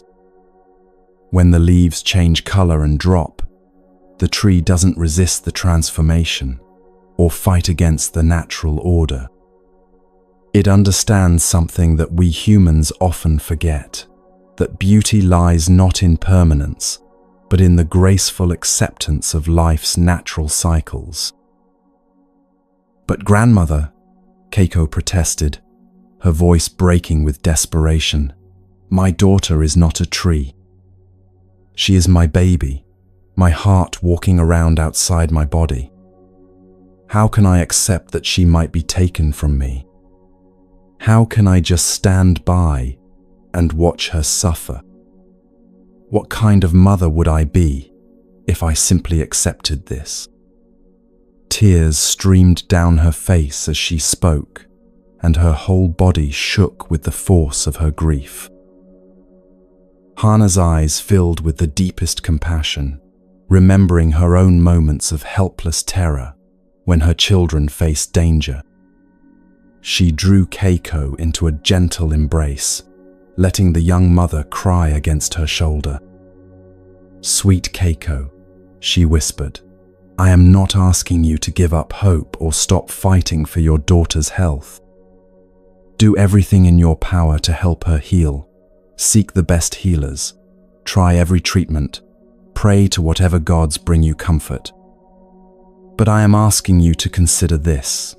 Your daughter, like all of us, is a temporary gift in this world. From the moment she was born, she began the journey that all beings take, a journey with a beginning, a middle, and an end. This doesn't make her life less precious. It makes every moment with her infinitely sacred." Hana guided Keiko to sit on a small stone bench beneath the cherry tree, brushing away the fallen leaves to make space. The late afternoon light filtered through the bare branches, creating delicate shadows on the ground. When we cling too tightly to what we love, we often miss the joy of loving. Your fear of losing Sakura is stealing your ability to fully experience the love you have for her right now. Every moment you spend worrying about a future you cannot control is a moment not spent cherishing the present gift of her existence. Are you truly seeing her when you look at her now, or are you seeing your fear of losing her? This question struck Keiko like a physical blow. She realized that for weeks, when she looked at her daughter, she hadn't been seeing Sakura's bright eyes or sweet smile. Instead, she had been seeing her own terror reflected back at her. She had been so focused on the possibility of death that she was missing the reality of life happening right in front of her. The old woman picked up a fallen leaf from the ground, golden and perfect in its autumn beauty, its edges crisp and veins clearly visible in the fading light. This leaf was once part of the tree, drawing life from its branches, dancing in the wind, providing shade and beauty. When its time came, it let go gracefully, trusting that its purpose was complete. Now it will nourish the earth and help new life grow in the spring. Nothing is ever truly lost. It only changes form, transforms into something new, continues the eternal dance of existence in ways we cannot always see. Keiko sat in silence, feeling something shift deep within her heart. She realized that her desperate clinging to her daughter, her frantic attempts to control an outcome she couldn't control, were indeed stealing her ability to be fully present with Sakura. She had been so focused on the possibility of loss that she was missing the reality of love that surrounded her every day. "What should I do?" Keiko asked quietly, her voice now soft with beginning understanding. Hana smiled with infinite tenderness. "Go home and love your daughter with all your heart, but love her as she is, not as your fear paints her. Read her stories, sing her songs, hold her close, and feel the warmth of her small body. Continue to seek healing for her, but don't let fear rob you of the precious time you have together.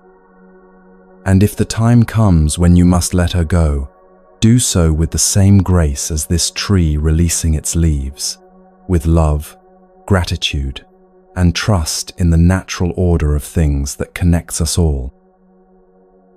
Months later, by what many called a miracle, little Sakura recovered completely. But Keiko never forgot the lesson of the cherry tree.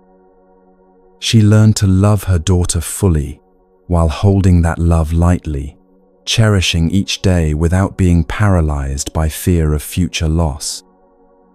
And when, many years later, she faced other losses and changes in her life, the death of her parents, her husband's departure for work in a distant city, her daughter's eventual marriage, and move to another village, she remembered Grandmother Hannah's wisdom about dancing with life's natural rhythms, rather than fighting against them. This story illustrates one of Buddhism's most profound teachings, the reality of impermanence. Everything in existence is constantly changing. Our bodies age and transform. Our relationships evolve and sometimes end. Our circumstances shift like weather patterns. Our thoughts and emotions arise and pass away like clouds in the sky.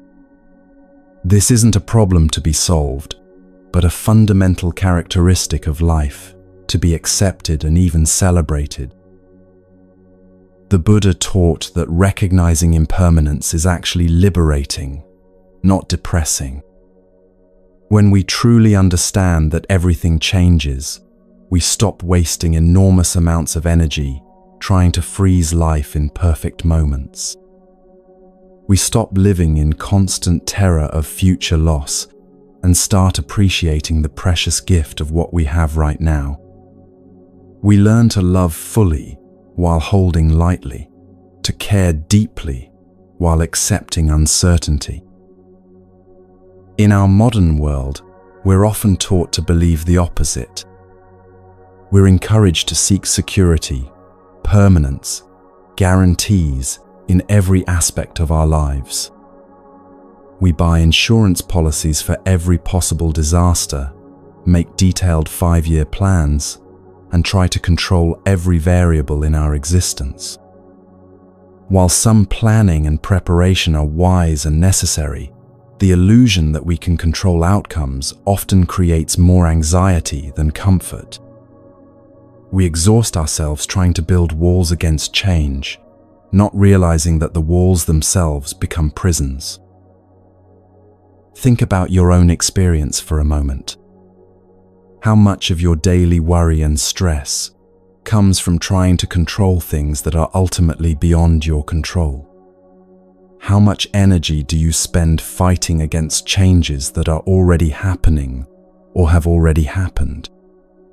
How often do you miss the beauty of the present moment because you're anxiously focused on preserving it or preventing future difficulties? Consider how exhausting it is to carry the impossible responsibility of controlling an uncontrollable world. Let me share another story that shows how embracing impermanence can transform our relationship with uncertainty and turn what feels like loss into unexpected freedom. In a bustling modern city, there lived a successful businessman named David, who prided himself on having his life perfectly organized and controlled.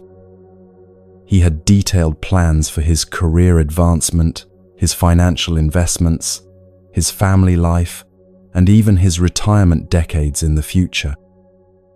Every aspect of his existence was scheduled, insured, backup planned, and contingency prepared. His home was immaculate, his calendar was color-coded, and his emergency fund could cover any conceivable disaster. David felt pride in his careful planning and often looked down on people who seemed to live more spontaneously. He believed that success in life came from anticipating every possibility and preparing for every outcome. His family and friends knew him as reliable, responsible, and always in control. But beneath this successful exterior, David lived with constant low-level anxiety, always scanning for potential problems and threats to his carefully constructed life. David's perfectly ordered world came crashing down when he was diagnosed with a serious autoimmune condition that forced him to take early retirement from his high-stress job. All his careful plans became irrelevant overnight. His identity as a successful executive, his financial security, his vision of the future, everything he had built his sense of self upon was suddenly uncertain. The illness made it impossible for him to maintain his demanding schedule, and the medical treatments drained both his energy and his savings. For months, David raged against this turn of events with the same determination he had once applied to his business deals. He spent his days researching treatments, seeking second opinions from specialists across the country, and making elaborate new plans to regain control of his life. He created detailed charts tracking his symptoms, scheduled his medications with military precision, and turned his healing into another project to be managed and controlled. But the harder he fought against his new reality, the more exhausted and depressed he became. His family watched helplessly as David consumed himself with desperate attempts to return to his old life. His wife begged him to slow down and accept help, but he insisted he could handle everything himself if he just planned carefully enough. His children began avoiding him because every conversation became about his illness, his treatments, or his frustrated plans for recovery. He was fighting so hard against what was happening that he was missing the life that was still available to him. One day, feeling utterly defeated after a disappointing doctor's appointment, David wandered into a small bookstore near the medical center. He wasn't particularly spiritual or interested in philosophy, but something about a simple book titled "Finding Peace in Uncertainty" drew his attention. The cover showed a single leaf floating on water, and for reasons he couldn't explain, the image calmed something inside him. As he read, David encountered the story of a Zen master who, when asked about the secret to happiness in an unpredictable world, simply said, "What is, is. What isn't, isn't." Fighting with reality is like arguing with the weather, exhausting and pointless. This simple phrase stopped David in his tracks. He realized that he had been fighting against reality itself, fighting against the fact that he was sick, fighting against the uncertainty of his future, fighting against the fundamental truth that life doesn't follow our plans, no matter how detailed they are. He saw that his suffering wasn't coming primarily from his illness, but from his furious resistance to his illness. He was wasting his limited energy on a battle he could never win. Slowly, with great difficulty, David began to practice acceptance. Instead of spending his days planning his return to his old career, he began to explore what life might offer him in his current circumstances. He discovered a love of gardening that he had never had time for before, finding peace in working with soil and watching plants grow at their own pace. He began volunteering at a local shelter, finding deep meaning in helping others who were also facing uncertainty and hardship. Most importantly, David started really listening to his wife and children for the first time in years, building relationships that had been neglected during his busy career. He learned that his daughter had been struggling with anxiety at school, something he had never noticed during his obsession with work. He discovered that his wife had dreams and talents he had never taken time to appreciate. His forced slowdown allowed him to see the richness that had been present in his life all along but hidden beneath his relentless busyness. Most surprisingly, David's health began to improve as his stress levels decreased and he learned to work with his condition rather than against it. His doctors were amazed by his progress, attributing it partly to his positive attitude and significantly reduced anxiety. But even more important than his physical healing was his emotional transformation. He learned that true security doesn't come from controlling external circumstances, but from developing the inner flexibility to adapt gracefully to whatever life brings. David's story shows us that letting go isn't about giving up or becoming passive. It's about distinguishing between what we can control and what we cannot, and putting our energy into what actually makes a difference. We can control our responses to situations, but we cannot control the situations themselves. We can control how we treat ourselves and others, but we cannot control how others treat us. We can control our effort and intention, but we cannot control outcomes. This wisdom is beautifully captured in what's called the Serenity Prayer, though its essence appears in many spiritual traditions across cultures and centuries. Grant me the serenity to accept the things I cannot change, the courage to change the things I can, and the wisdom to know the difference. Buddhist teaching offers a specific practice for developing this wisdom called letting go meditation. It's simple, yet profound, and you can practice it right now as you listen, allowing these words to guide you into a direct experience of release. Begin by bringing to mind something you've been struggling to control or something you're afraid of losing. It might be a relationship that's changing, a job situation that's uncertain, concerns about your health or that of someone you love, or even a worry about the future that keeps you awake at night. Notice how it feels in your body to hold on to this concern. You might feel tension in your shoulders, tightness in your chest, or a knot in your stomach. This physical discomfort is your body's way of showing you the cost of clinging, the actual pain that resistance creates. Now, imagine placing this concern in your open palms, like holding a small bird that needs to fly free.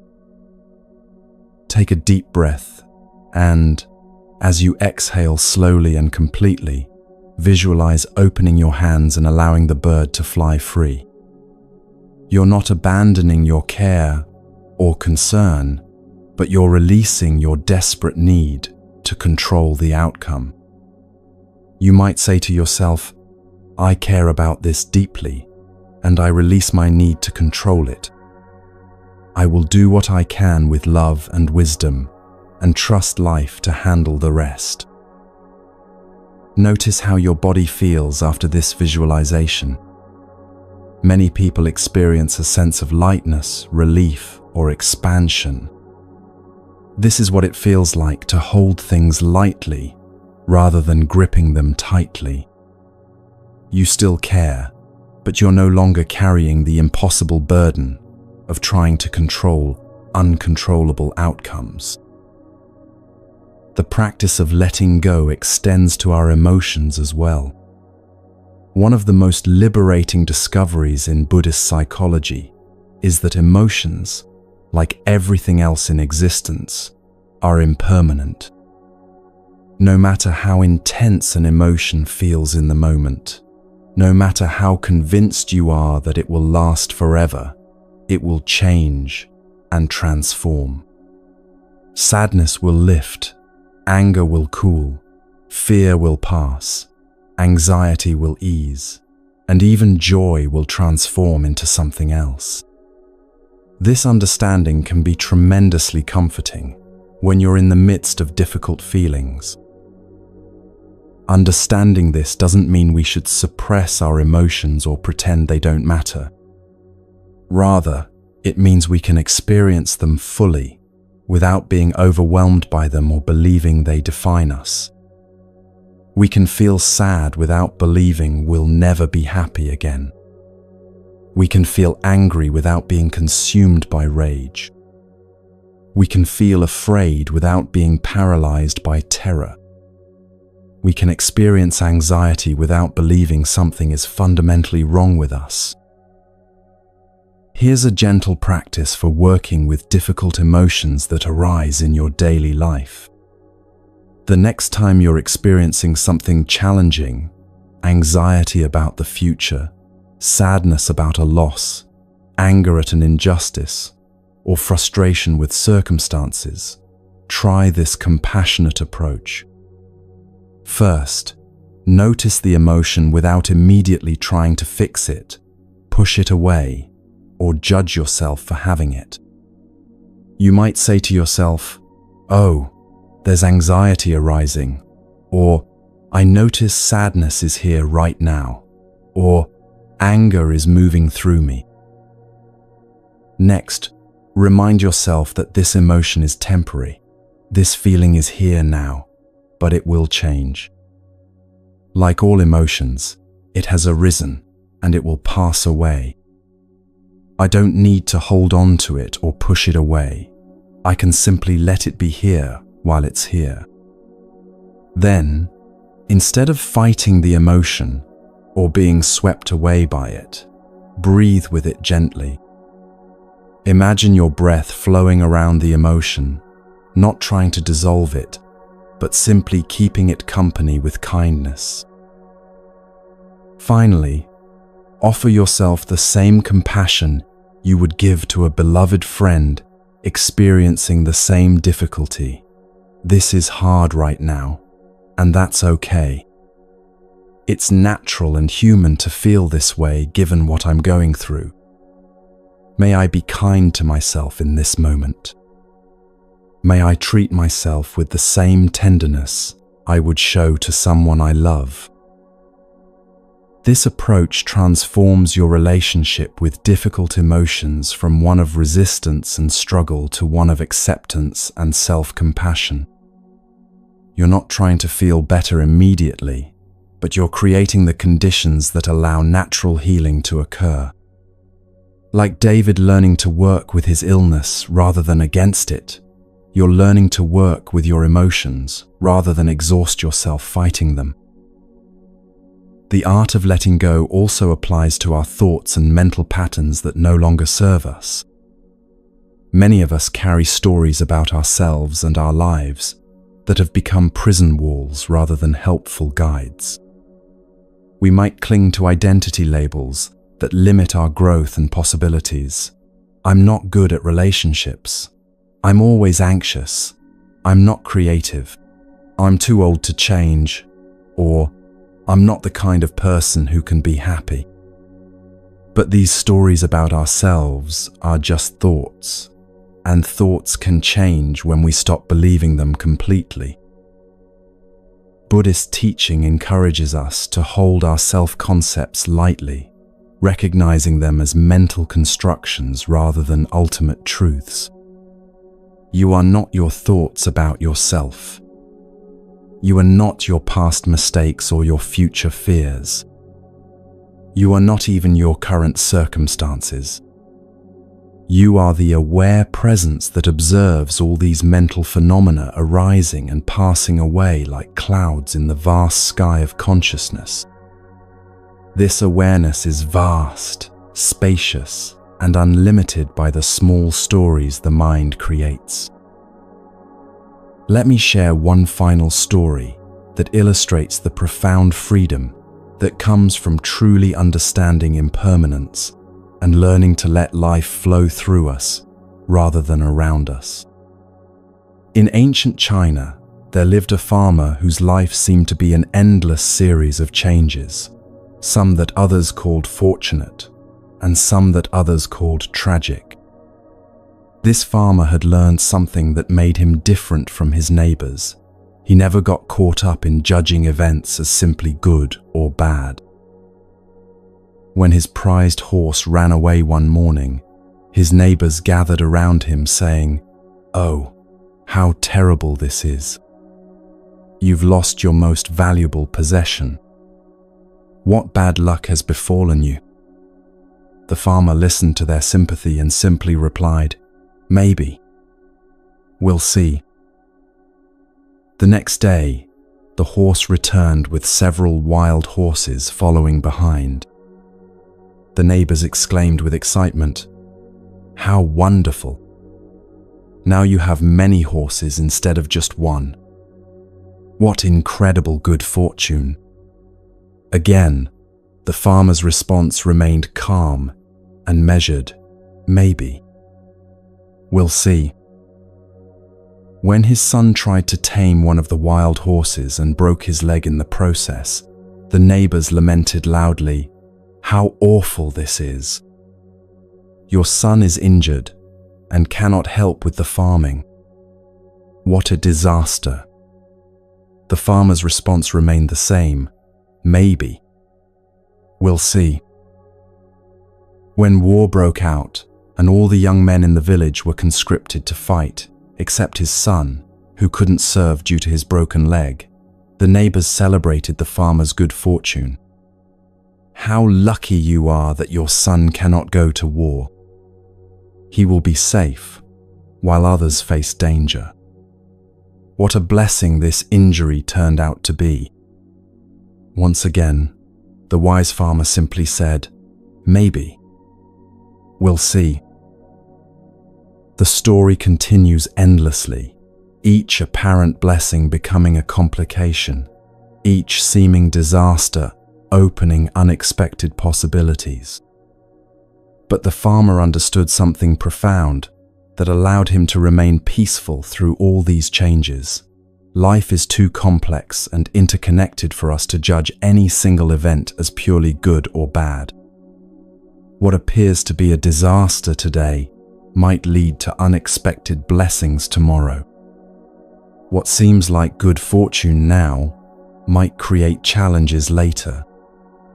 The wise response is not to cling desperately to the good or resist frantically the bad, but to remain open and responsive to whatever life brings.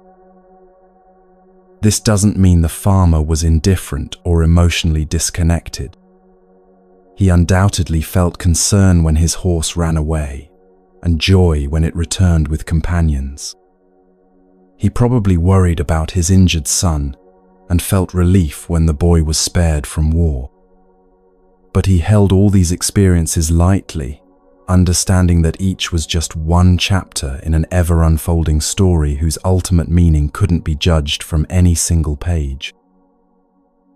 This is the essence of what Buddhists call equanimity, not the absence of feeling, but the ability to remain balanced and responsive regardless of circumstances. It's like being a tree that bends gracefully in the wind without breaking, or like water that flows around obstacles without losing its essential nature. It's the peace that comes from dancing with life rather than wrestling with it. As we near the end of this section of our journey together, I want to offer you a profound truth that can transform your entire experience of being alive.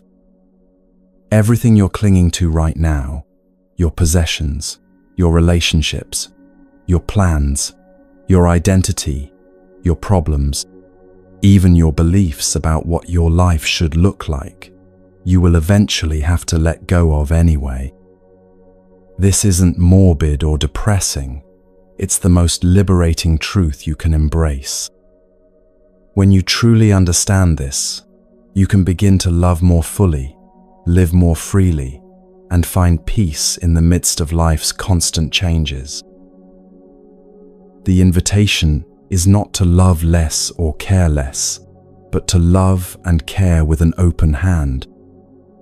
Cherish what you have while you have it, and when change comes, as it always does, let it flow through you rather than around you. Trust that just as spring follows winter in the natural world, new possibilities will emerge from every ending in your life. The farmer's story reminds us that what looks like an ending might actually be a beginning we haven't yet recognized.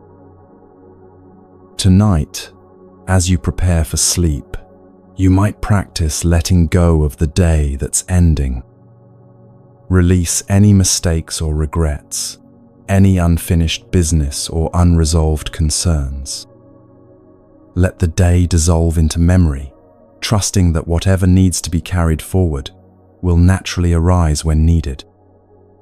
Allow yourself to enter sleep as a practice in letting go, surrendering consciousness temporarily, trusting that you'll awaken when the time is right, renewed and ready for whatever tomorrow brings.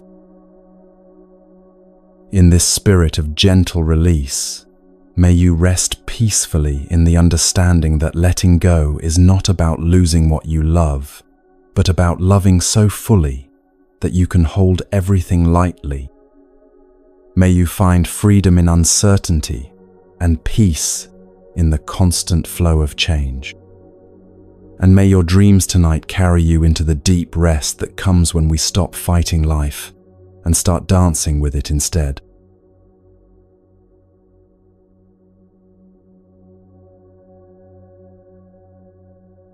As our evening together deepens and these ancient teachings begin to settle into your heart, perhaps you're wondering how all this beautiful wisdom translates into the reality of Monday morning.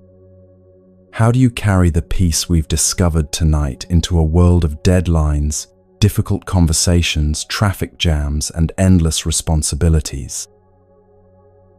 The answer lies in understanding that Buddhism isn't something you practice only during quiet moments of meditation. It's a way of being that can transform every aspect of your daily life. Buddhism teaches us that enlightenment isn't found by escaping the world, but by engaging with it more skillfully. Every interaction becomes an opportunity to practice compassion. Each challenge offers a chance to develop patience. Ordinary moments, washing dishes, commuting to work, listening to a friend, become doorways to presence and peace. Let me share a story that perfectly illustrates this integration of spiritual practice with everyday life. In modern-day San Francisco, there worked a nurse named Maria who had been practicing meditation for several years. She could sit in perfect stillness for an hour each morning, experiencing deep peace and clarity. But the moment she arrived at the busy hospital where she worked, that peace seemed to evaporate instantly. The hospital environment was everything her meditation cushion wasn't: chaotic, noisy, unpredictable, emotionally charged. Patients were frightened and sometimes hostile. Families were anxious and demanding. Her colleagues were stressed and overworked. By the end of most shifts, Maria felt as if she were two different people: the peaceful meditator and the frazzled nurse, with no bridge between them. Frustrated by this disconnection, Maria sought guidance from her meditation teacher, an elderly woman named Sarah, who had spent decades studying both Zen Buddhism and Western psychology. "I can find peace in my bedroom," Maria confessed, "but I lose it the moment I step into the real world. What's the point of meditation if it doesn't help me when I need it most?" Sarah smiled with understanding. "Tell me, when you're meditating at home, what makes you feel peaceful?" Maria thought for a moment. "The quiet, I suppose. The stillness. No one demanding anything from me. Time to just breathe and be." "And what do you think meditation is really about?" Sarah asked gently.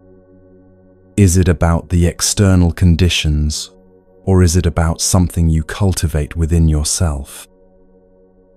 This question stopped Maria short. She realized she had been thinking of peace as something that existed only in perfect conditions, rather than as an inner quality she could access, regardless of circumstances.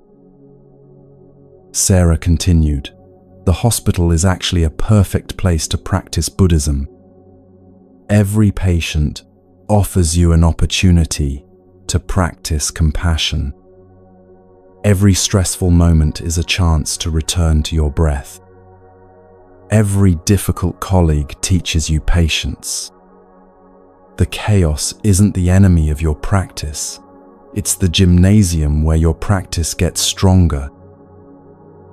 Over the following weeks, Maria began experimenting with what Sarah called stealth meditation. While walking down hospital corridors, she practiced mindful walking, feeling each step and using the rhythm as an anchor to presence. During brief breaks, instead of scrolling through her phone, she would take 3 conscious breaths and check in with her inner state. When dealing with difficult patients, she would silently offer them loving kindness wishes. "May your pain ease. May you feel safe. May you find peace." The transformation wasn't immediate, but gradually, Maria discovered something remarkable. Her presence began affecting others in subtle but profound ways. Agitated patients seemed to calm down when she entered their rooms. Worried family members relaxed when she spoke with them. Even her stressed colleagues began seeking her out during particularly difficult shifts, drawn to the sense of calm she now carried with her. Maria's story shows us that integrating Buddhist practice into daily life doesn't require dramatic changes or hours of additional time. It requires a shift in perspective, seeing every moment as an opportunity for practice rather than an interruption to practice. The workplace, in particular, offers countless opportunities to apply Buddhist principles. Consider the common experience of dealing with a difficult colleague or demanding boss. Traditional responses might include complaining, avoiding the person, or becoming equally difficult in return. Buddhist practice suggests a different approach entirely. When faced with someone who's being unreasonable or unkind, you might pause and remember that all difficult behavior comes from suffering. That demanding boss might be under enormous pressure from their own supervisors. Your irritating coworker might be struggling with personal problems you know nothing about. This doesn't excuse harmful behavior, but it allows you to respond from a place of wisdom rather than reactive emotion. Here's a practical approach you can try the next time someone at work pushes your buttons. First, notice your body's reaction, the tension in your shoulders, the heat rising in your face, the urge to defend or attack. Take one conscious breath before responding. This simple pause creates space between stimulus and response, allowing your wiser self to engage rather than your reactive patterns. Next, silently offer the person compassion. This person is suffering right now, or may this person find peace. You're not being a doormat or agreeing with their behavior. You're simply refusing to add your own anger to an already difficult situation. This internal shift often changes the entire dynamic of the interaction. Then respond to the actual situation rather than to your emotional reaction to it. Address what needs to be addressed, set boundaries if necessary, but do so from a centered place rather than from hurt or anger. You might be amazed at how differently people respond to you when you approach them with calm clarity instead of defensive reactivity. The practice extends beautifully into our most intimate relationships as well. Buddhist teachings offer profound wisdom for navigating the complexities of love, family dynamics, and friendship. The principle of loving kindness becomes especially powerful when applied to the people closest to us, ironically, often the ones who trigger us most. Consider the challenge of listening, truly listening, to someone you love. How often, when your partner or child or friend is speaking, are you already formulating your response, planning what to say next, or judging what they're sharing? Buddhist practice invites us into what's called deep listening, being fully present with another person without agenda or judgment. Deep listening is a form of meditation in action. Instead of focusing on your breath, you focus completely on the person speaking. You listen not just to their words, but to the emotions beneath the words, the needs behind the complaints, the love hiding under the criticism. This quality of attention is one of the greatest gifts you can offer another human being. Let me share a story about a father named Tom who discovered this practice during a particularly difficult period with his teenage daughter. Emma had always been close to her father, but as she entered her teen years, their conversations became increasingly strained. Every attempt at communication seemed to end in arguments or Emma storming off to her room. Tom's initial approach was to try harder to get through to his daughter. He would prepare speeches about responsibility, safety, and making good choices. He would counter her emotional outbursts with logic and reason. But the more he tried to fix her or change her perspective, the more distance grew between them. Desperate to reconnect with Emma, Tom began attending a weekly Buddhist discussion group at a local community center. There he learned about the practice of mindful listening. The teacher, a woman named Linda, who had raised 4 children of her own, explained that most communication problems aren't about finding the right words to say, but about creating the right quality of presence. When someone feels truly heard, Linda taught, they naturally become more open to hearing others. But if they sense you're listening only to formulate your rebuttal, they'll close down defensively. The first step in any difficult conversation is to get genuinely curious about the other person's experience. Tom decided to experiment with this approach. The next time Emma came home upset about something at school, instead of immediately offering advice or trying to fix the situation, he simply listened. When she complained about a teacher being unfair, instead of lecturing her about authority and respect, he asked questions. "That sounds really frustrating. What was that like for you? How did it feel when she said that?" Something magical happened. Emma, perhaps surprised by her father's response, began sharing more deeply about her experience.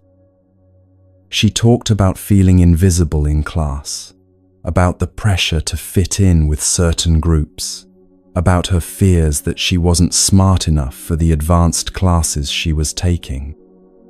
Tom discovered a vulnerable, thoughtful young woman beneath the defiant exterior he had been trying so hard to change.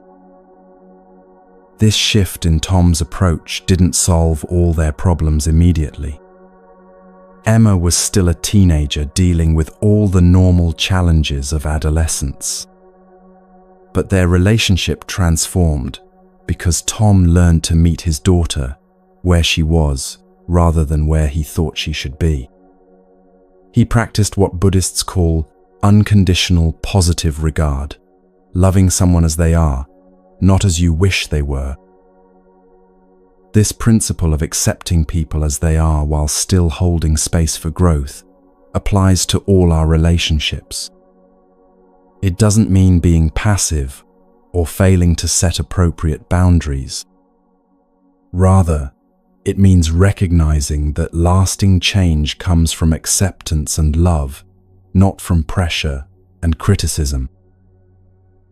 Buddhist practice also offers tremendous support for building inner resilience, the capacity to remain centered and responsive, even when life becomes overwhelming. In our fast-paced world, resilience isn't luxury, it's a necessity for maintaining mental and physical health. One of the most powerful resilience practices is what Buddhist teachers call taking refuge. This doesn't mean running away from difficulties, but rather cultivating reliable sources of inner strength that you can access during challenging times. You take refuge in your breath when your mind is scattered. You take refuge in compassion when your heart feels closed. You take refuge in the present moment when worry about the future becomes overwhelming. Consider developing what you might call a portable peace practice, simple techniques you can use anywhere to quickly reconnect with your center. This might be taking 3 conscious breaths while stuck in traffic. It could be silently repeating a phrase like, "This too shall pass," during a difficult meeting. Perhaps it's placing your hand on your heart and offering yourself a moment of self-compassion when you make a mistake. The key is consistency rather than duration. 2 minutes of conscious breathing every few hours is far more beneficial than occasional hour-long meditation sessions. Like water slowly carving through stone, regular small practices create profound changes over time. Another essential aspect of building resilience is learning to work skillfully with your own mental habits. Buddhism teaches that our minds naturally tend toward what psychologists call negativity bias. We notice problems more readily than blessings, dangers more quickly than opportunities. This mental tendency served our ancestors well when physical survival was the primary concern, but in modern life, it often creates unnecessary stress and anxiety. You can begin to retrain your mind by practicing what's called appreciative awareness. This involves consciously noticing and acknowledging positive experiences as they happen. When you taste something delicious, pause to really savor it. When someone is kind to you, let yourself fully receive their kindness. When you witness something beautiful, a sunset, a child's laughter, an act of generosity, allow yourself to be nourished by these moments. This isn't about forcing positivity or denying difficulties. It's about creating balance in your perception, ensuring that your mind registers the full spectrum of your experience rather than focusing only on problems and challenges. Research shows that people who regularly practice gratitude and appreciative awareness have stronger immune systems, better sleep, and greater overall life satisfaction. Let me share one more story that beautifully illustrates how Buddhist principles can transform our experience of even the most ordinary daily activities. There once lived a monastery cook named Brother Francis, who had initially been disappointed with his assignment. He had entered the monastery hoping to spend his days in meditation and prayer, but instead found himself responsible for preparing 3 meals a day for 40 monks. For months, Francis approached his kitchen duties with resentment. He chopped vegetables mechanically, while his mind wandered to what he considered more spiritual activities. He rushed through meal preparation so he could get to what he thought was his real practice. The food he prepared was nutritious but uninspired, and he felt increasingly disconnected from his spiritual path. One day, the monastery's eldest monk found Francis muttering complaints while washing dishes. "Brother," the old monk said gently, "what do you think meditation is?" Francis looked up, confused by the question. "Sitting quietly, focusing on God, emptying the mind of distractions," he replied automatically. The elder monk smiled. "And what are you doing right now?" Francis gestured dismissively at the pile of dishes. "Just cleaning up, nothing spiritual.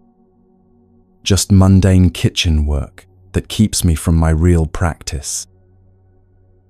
"I see," the monk nodded thoughtfully. "So you believe that God is present when you sit quietly in the chapel, but absent when you wash dishes. You think the divine can be found in silence, but not in the sound of water or the feeling of warm suds on your hands. You imagine that spiritual practice happens only during designated times, not while nourishing your brothers with wholesome food." Francis paused, a soapy plate suspended in his hands. He had never thought about his kitchen work as spiritual practice. The elder continued, "What if every carrot you chop is chopped with the same attention you bring to prayer? What if every meal you prepare is an offering of love? What if washing these dishes becomes a form of meditation, each plate cleaned with the same reverence you bring to Scripture?" From that day forward, Francis's entire experience transformed. He began approaching his kitchen duties as a form of moving meditation. When he chopped vegetables, he focused completely on the task, feeling the weight of the knife, noticing the colors and textures of the food, appreciating the farmers who had grown these gifts from the earth. When he stirred soup, he stirred with love, imagining the nourishment it would provide to his brothers. The transformation wasn't limited to Francis's inner experience. The food he prepared began to taste different, infused somehow with the care and attention he brought to its creation. The other monks noticed the change, and began to appreciate their meals in new ways. The kitchen, once a place of drudgery, became a sanctuary where Francis felt as close to the divine as he did in formal prayer. Francis discovered what many Buddhist practitioners learn: there is no separation between spiritual practice and daily life. Every activity can become a doorway to presence when approached with mindful attention. Washing dishes becomes meditation when you feel the warm water and focus completely on the task. Driving becomes practice when you use red lights as reminders to breathe consciously. Even waiting in line at the grocery store becomes an opportunity to practice patience and send loving kindness to the people around you. This integration of practice with daily life is what transforms Buddhism from a set of ideas into a lived wisdom. You don't need to retreat from the world to find peace. You learn to carry peace into whatever situation life presents. You don't need perfect conditions to practice compassion. You use the imperfect conditions of real life as the laboratory for developing greater love and understanding. As we near the end of this exploration of practical Buddhism, remember that the goal isn't to become a perfect practitioner who never feels angry, sad, or afraid. The goal is to develop the capacity to meet all of life's experiences with greater wisdom, compassion, and presence. Some days your practice will feel strong and clear.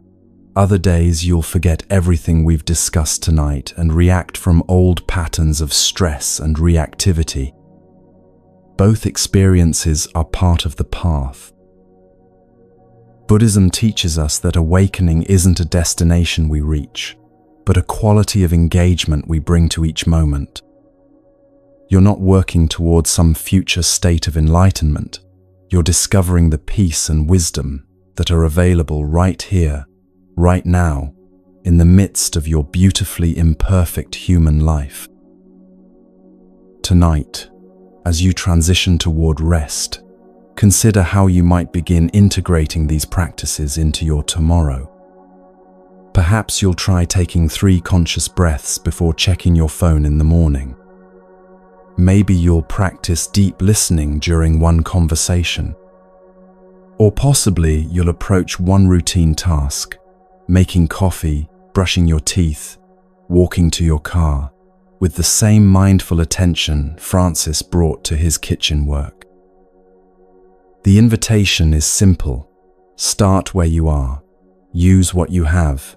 Do what you can. Let your daily life become your monastery. Your ordinary moments become your meditation, and your relationships become your teachers.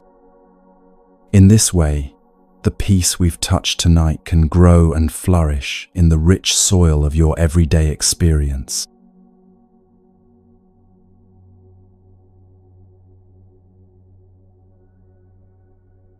As we arrive at this final part of our gentle journey together, I want you to know that you've already accomplished something beautiful simply by being here. You've given yourself the gift of time. Time to pause. Time to breathe. Time to remember that beneath all the noise and rushing of daily life, there exists a place of perfect stillness within you. If you're still awake and listening, allow yourself to settle even more deeply now. Perhaps adjust your pillow, pull your covers a little higher, or simply let your body sink more completely into whatever is supporting you. And if you're drifting towards sleep, that's perfect too. Let these words become like a gentle stream, carrying you toward the rest your body and mind are seeking. Tonight we've traveled together through ancient stories and timeless wisdom. We've explored the Buddha's journey from palace to enlightenment. We've discovered how our own minds can become sources of peace rather than stress. We've learned that letting go isn't about losing what we love, but about loving with such fullness that we can hold everything lightly. And now, as our time together draws toward its natural close, we turn toward the deepest teaching of all, the peace that has been quietly waiting within you all along. There's a beautiful story from the Zen tradition about a student who traveled great distances seeking enlightenment. His name was Yunmen, and he had studied with many masters, read countless texts, and practiced meditation for years with unwavering dedication. Yet despite all his efforts, the peace he sought seemed to remain just beyond his reach. Each time he thought he was getting closer to understanding, it would slip away like morning mist touched by sunlight. Yunmen had visited monasteries in distant mountains, sat with renowned teachers, and memorized sacred texts until he could recite them perfectly.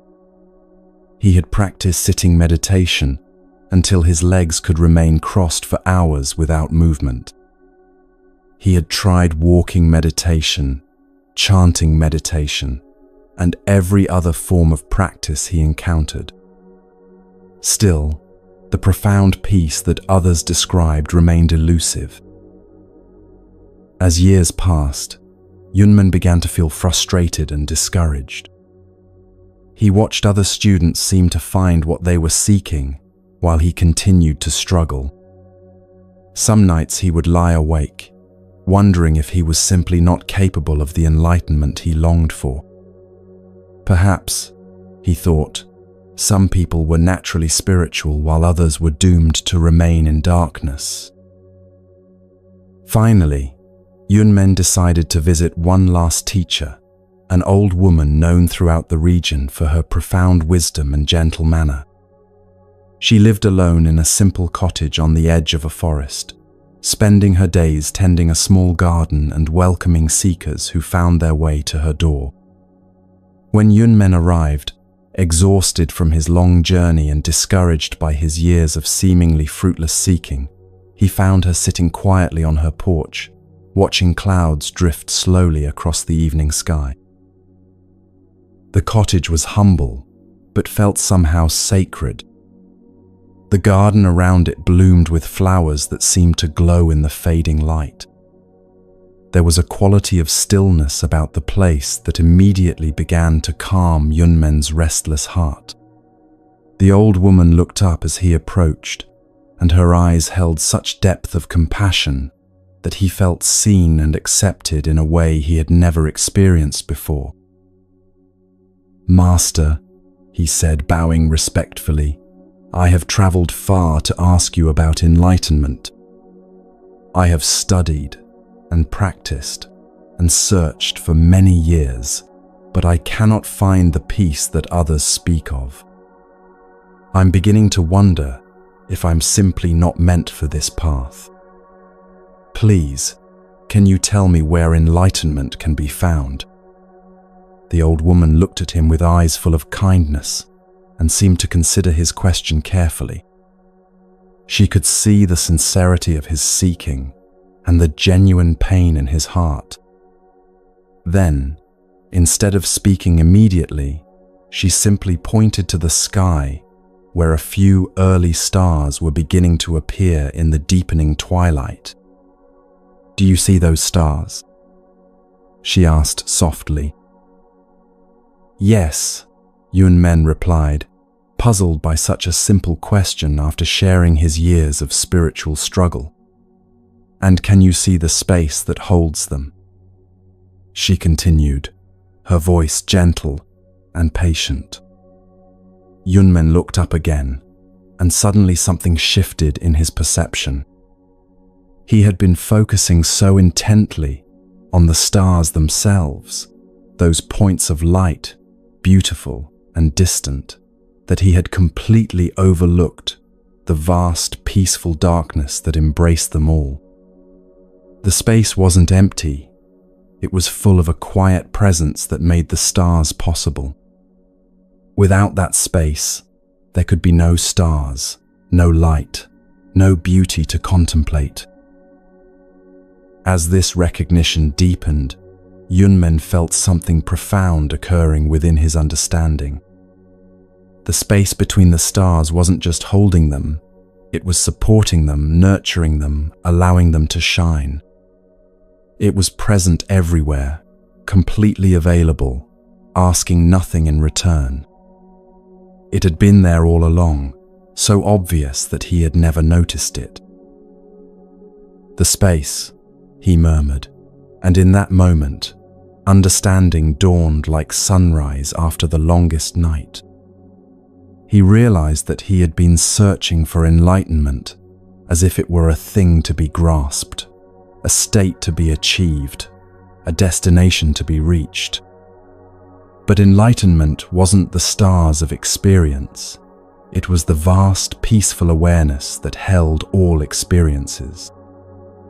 It wasn't something new to be gained, but something that had always been present, so close and so natural that he had overlooked it completely. The old woman smiled, seeing the recognition in his eyes. "You have been like someone looking everywhere for their glasses while wearing them," she said gently. "The peace you seek has been the very awareness with which you've been seeking. You are not a person who sometimes experiences awareness. You are awareness itself, temporarily believing you are a person."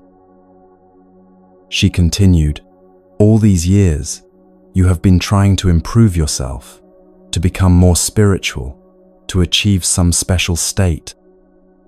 But what you truly are has never needed improvement. The awareness that is reading these thoughts, that has been present through every moment of your seeking, that space of knowing in which all experiences arise and pass away, this is what you have been looking for." From that evening forward, Yunmen's entire relationship with practice transformed. Instead of striving to achieve some special state, he learned to rest in the natural awareness that was always present. Instead of seeking peace somewhere else, he discovered that he was already home in the vast, quiet space of his own being. His seeking didn't end, but it became a celebration rather than a struggle. This story points to something profound that you can experience right now, even as you listen to these words. Notice that there is an awareness present that is observing whatever you're experiencing. There's something in you that knows you're thinking when thoughts arise. Something that recognizes sounds as they come and go. Something that is aware of sensations in your body, of the rise and fall of your breathing, of the gentle drift towards sleep if that's what's happening. This awareness isn't something you create or something you lose. It's simply here, naturally present, like the space that holds the stars. You can no more lose this awareness than the sky can lose its capacity to hold clouds.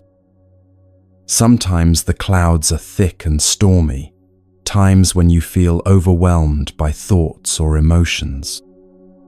Sometimes they're light and wispy, peaceful moments like this one. But the sky itself remains unchanged, vast and serene, capable of holding whatever weather passes through. In the gentle tradition of Zen, there's another story about a monk who was troubled by the noise of thoughts in his meditation. No matter how hard he tried to quiet his mind, it seemed filled with an endless stream of mental chatter. He would sit on his meditation cushion and immediately become aware of thoughts about his daily responsibilities, memories from the past, worries about the future, judgments about his practice, and countless other mental movements. The monk became so frustrated that he considered giving up his practice entirely. He felt like a failure compared to other monks who seemed to sit in perfect stillness. His self-criticism only added more noise to his already busy mind, creating a cycle of frustration that seemed impossible to break. His teacher, seeing his distress, invited him to sit by a small waterfall near the monastery. The waterfall was particularly active during this season, with spring snowmelt creating a constant cascade of water over the rocks. For a long time they sat together in silence, listening to the sound of water cascading over rocks. The sound was quite loud, not the gentle trickling one might expect to be calming, but a vigorous, constant rushing. Finally, the teacher spoke. "Tell me, does the sound of this waterfall disturb the silence?" The monk listened more carefully, and something beautiful occurred to him. The sound of the water wasn't destroying the silence, it was arising within silence, held by silence, and eventually dissolving back into silence. In fact, without the background of silence, there could be no sound at all. The silence wasn't the absence of sound, it was the presence that made all sound possible. He began to notice other sounds as well, birds calling in the trees, the rustle of leaves in the breeze, the distant sound of monastery bells. All of these sounds were dancing within the same vast silence, each one perfectly held and perfectly accepted. The silence didn't discriminate between pleasant and unpleasant sounds. It embraced them all with equal spaciousness. In the same way, his teacher continued, your thoughts are not disturbing your peace. They are arising within your natural awareness, dancing briefly in the space of your mind, and then dissolving back into the stillness from which they came. You are not the thoughts. You are the vast, peaceful awareness in which thoughts appear and disappear. Just as this waterfall doesn't damage the silence, your thinking doesn't damage your essential peace. This understanding can bring tremendous relief to anyone who has struggled with a busy mind. You don't need to stop thinking to find peace. You only need to recognize the space of awareness that holds all thinking. This space is naturally calm, naturally present, naturally whole. It's the sky of your being, always available, never disturbed by whatever weather passes through. As you rest here now, you might experiment with this recognition. Instead of following your thoughts or trying to control them, simply notice the awareness that observes them. Notice how this awareness is naturally peaceful, requiring no effort to maintain. Rest in this recognition, allowing it to support you like water supports a floating leaf. There's a quality to this awareness that Buddhist teachings describe as naturally compassionate. Just as the sky embraces all weather without judgment, your deepest nature embraces all experiences with unconditional acceptance. When you rest in this natural awareness, you discover that it's impossible to truly dislike yourself. The part of you that judges and criticizes is just another cloud passing through the vast sky of your being. This leads us to one of the most beautiful aspects of inner peace. It's not something you have to earn or deserve. It's not dependent on your accomplishments, your relationships, your circumstances, or even your spiritual practice. Peace is the nature of awareness itself, and awareness is what you most fundamentally are. You don't have to become worthy of peace. You already are peace, temporarily forgetting your true nature.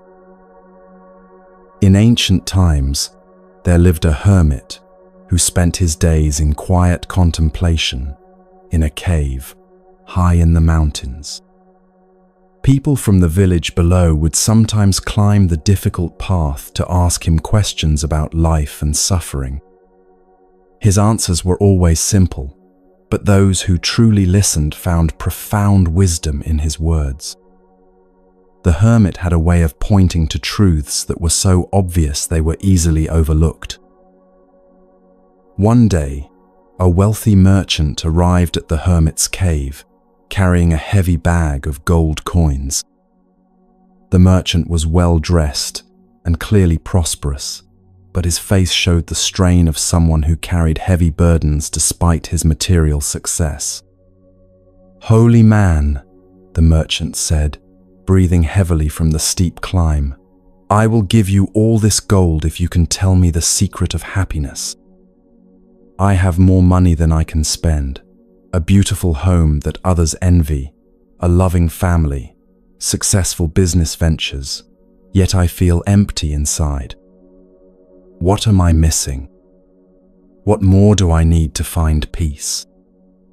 The hermit looked at the bag of gold and then at the merchant's anxious face. He could see the genuine suffering beneath the material success, the way prosperity had failed to touch the deeper longing in this man's heart. Without speaking immediately, he walked to the mouth of the cave where the morning sun was just beginning to illuminate the valley below. "Come," he said simply, gesturing for the merchant to join him. Together they stood watching as sunlight gradually touched the treetops, then flowed down the mountainsides like golden honey, awakening the world to another day. The view was breathtaking. The entire valley spread below them, farms and villages nestled between rolling hills, a river winding through the landscape like a silver ribbon. But the hermit directed the merchant's attention to something much smaller and closer. The hermit pointed to a small wildflower growing in a crack in the rock near his feet. It was a simple bloom, nothing spectacular or rare, just a common mountain flower that had somehow found enough soil and moisture in the harsh environment to thrive. "Does this flower worry about whether it has enough sunlight?" he asked. The merchant looked at the simple bloom, its petals turned trustingly toward the warming sun. There was something about its perfect simplicity that made him pause. "No," he replied, beginning to see where this might be leading. "Does it compare itself to other flowers or worry about whether it's beautiful enough?" The hermit continued, his voice gentle and patient. "No," the merchant said again, his voice softer now as he really looked at the flower. It wasn't trying to be anything other than what it was. It wasn't striving or struggling or comparing itself to the roses in rich men's gardens. Does it struggle to be something other than what it is, or does it simply rest in its own nature, naturally turning toward the light? The hermit asked. The merchant was quiet for a long moment, watching the little flower sway gently in the morning breeze. Slowly, understanding began to dawn in his heart. The flower's contentment didn't come from what it possessed, but from its natural, unforced alignment with life itself. It didn't try to be happy, it simply was what it was, and happiness naturally arose from that simple being. "This flower teaches us something profound," the hermit said gently. "It doesn't seek happiness, it expresses its nature, and happiness flows from that expression. It doesn't worry about having enough or being enough. It simply receives what's available and offers what it can. It finds perfect contentment in being exactly what it is, where it is, with what it has." The merchant felt something shifting in his chest as these words sank in. He realized that all his striving and accumulating had been based on the belief that happiness was something he needed to acquire. He had been trying to build happiness from external materials, when it was actually his natural state, temporarily covered by the very efforts he was making to find it. The secret you seek, the hermit continued, is not hidden in some distant place or locked away in secret teachings. Like this flower, you already have everything you need for true contentment. You are already whole, already connected to the source of life, already held by the same love that makes the flowers bloom and the stars shine. The only thing missing is the recognition of what has always been present. The merchant left the mountain that day without giving the hermit any gold, but with something far more valuable, the understanding that happiness isn't something to be acquired, but something to be uncovered. Like the flower naturally turning toward the sun, he learned to turn toward the natural peace and wholeness that were his birthright. His business continued to prosper, but now he held his success lightly, enjoying it without depending on it for his sense of worth. This teaching resonates particularly deeply as we prepare for sleep, because sleep itself is a natural return to our essential nature. When you fall asleep each night, where does the busy, worried, planning mind go? In deep sleep, you're not trying to be peaceful, you simply are peace. You're not working to be content. Contentment is your natural state when all the mental effort relaxes. The transition into sleep can become a beautiful practice of letting go and trusting. As consciousness gradually dissolves, you're practicing the ultimate surrender, releasing control of awareness itself. You're trusting that something deeper than your thinking mind will take care of you through the night. You're allowing yourself to merge with the vast, peaceful darkness that holds all dreams and all rest.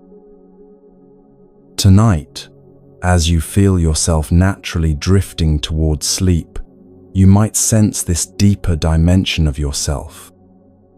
The part of you that worries and plans is becoming quiet now. The part that judges and compares is settling into stillness. What remains is the essential you, aware, peaceful, naturally content, held by the same infinite love that cradles the stars and nurtures the flowers. In this deep place, there's nothing you need to do, nowhere you need to go, nothing you need to become.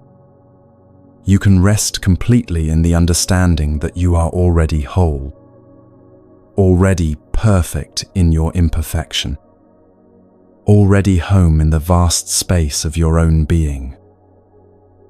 The ancient Buddhist blessing speaks of taking refuge in the three jewels, the Buddha, the Dharma, and the Sangha. As you prepare for rest, you might understand these refuges in a new way. The Buddha is your own awakened nature, the awareness that has been present throughout our entire journey tonight. The Dharma is the natural law of love and compassion that governs all existence. And the Sangha is the community of all beings, the recognition that you are never truly alone in this vast cosmos. Rest now in these refuges. Rest in your own awakened nature. Rest in the knowledge that love is the fundamental force of the universe. Rest in the comfort of knowing that you belong here, that your existence is a gift to the world, that your very being is a blessing. Let your breathing become slow and natural. Let your body settle completely into comfort. Let your mind release any remaining concerns, knowing that this moment is complete, exactly as it is. Allow yourself to be held by the infinite tenderness that surrounds you always. As sleep begins to embrace you, may you carry with you the deep knowing that peace is not something you create, but something you are.